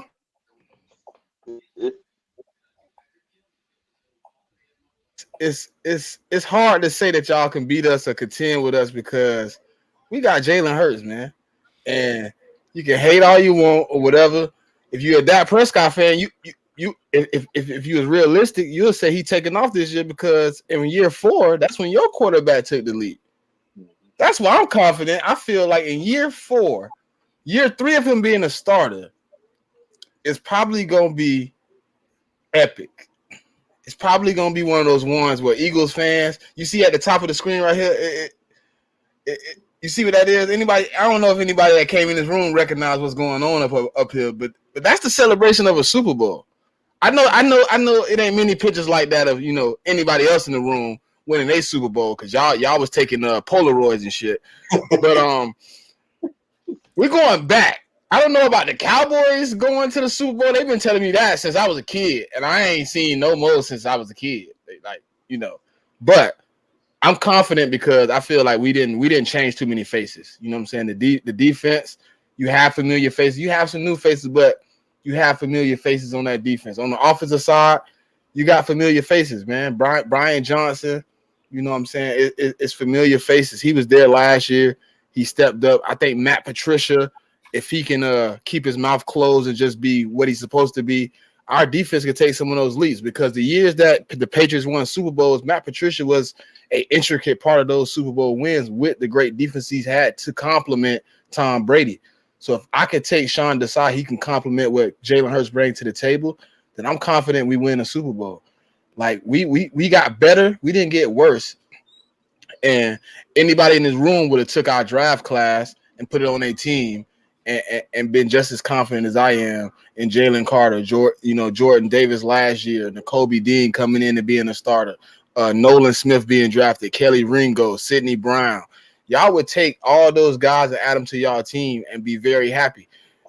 Big Simple put Chase Young in that elevator category. So Nolan Smith would have been his biggest dream to watch his defensive end that can't perform, watch another young dude come in and perform better than him. Now, no knock on Michael Parsons, but I can see a Nolan Smith being able to carve his game out and have some of the same attributes on the defensive side of the ball that Michael Parsons brings to the Cowboys. And I'm not sitting here saying that Nolan Smith is Micah. I said he can bring some of those attributes. He can play off-ball linebacker. He can play edge rusher. He can be that blitzing linebacker you need. So with that being said, man, I just feel like we are in a great position moving forward, man. Everything is on the players at this point, but I think we good, man. And if y'all want to follow me, man, I'm Smitty Eagle 373 on Twitter. I don't get into the craziness like everybody else, but I do be a little bit. I be on Tom Post a little bit. I be on Cole a little bit, not too much. I try to keep it. Me and Simple got a couple words here and there. And if you want I know you be trying, but if you want to follow me on YouTube, man, it's 4133 the pod. With that being said, man, we appreciate y'all for coming out. And until next time. But to tell me I came out with DeAndre Swift over Bijan, Jordan Davis, still play the same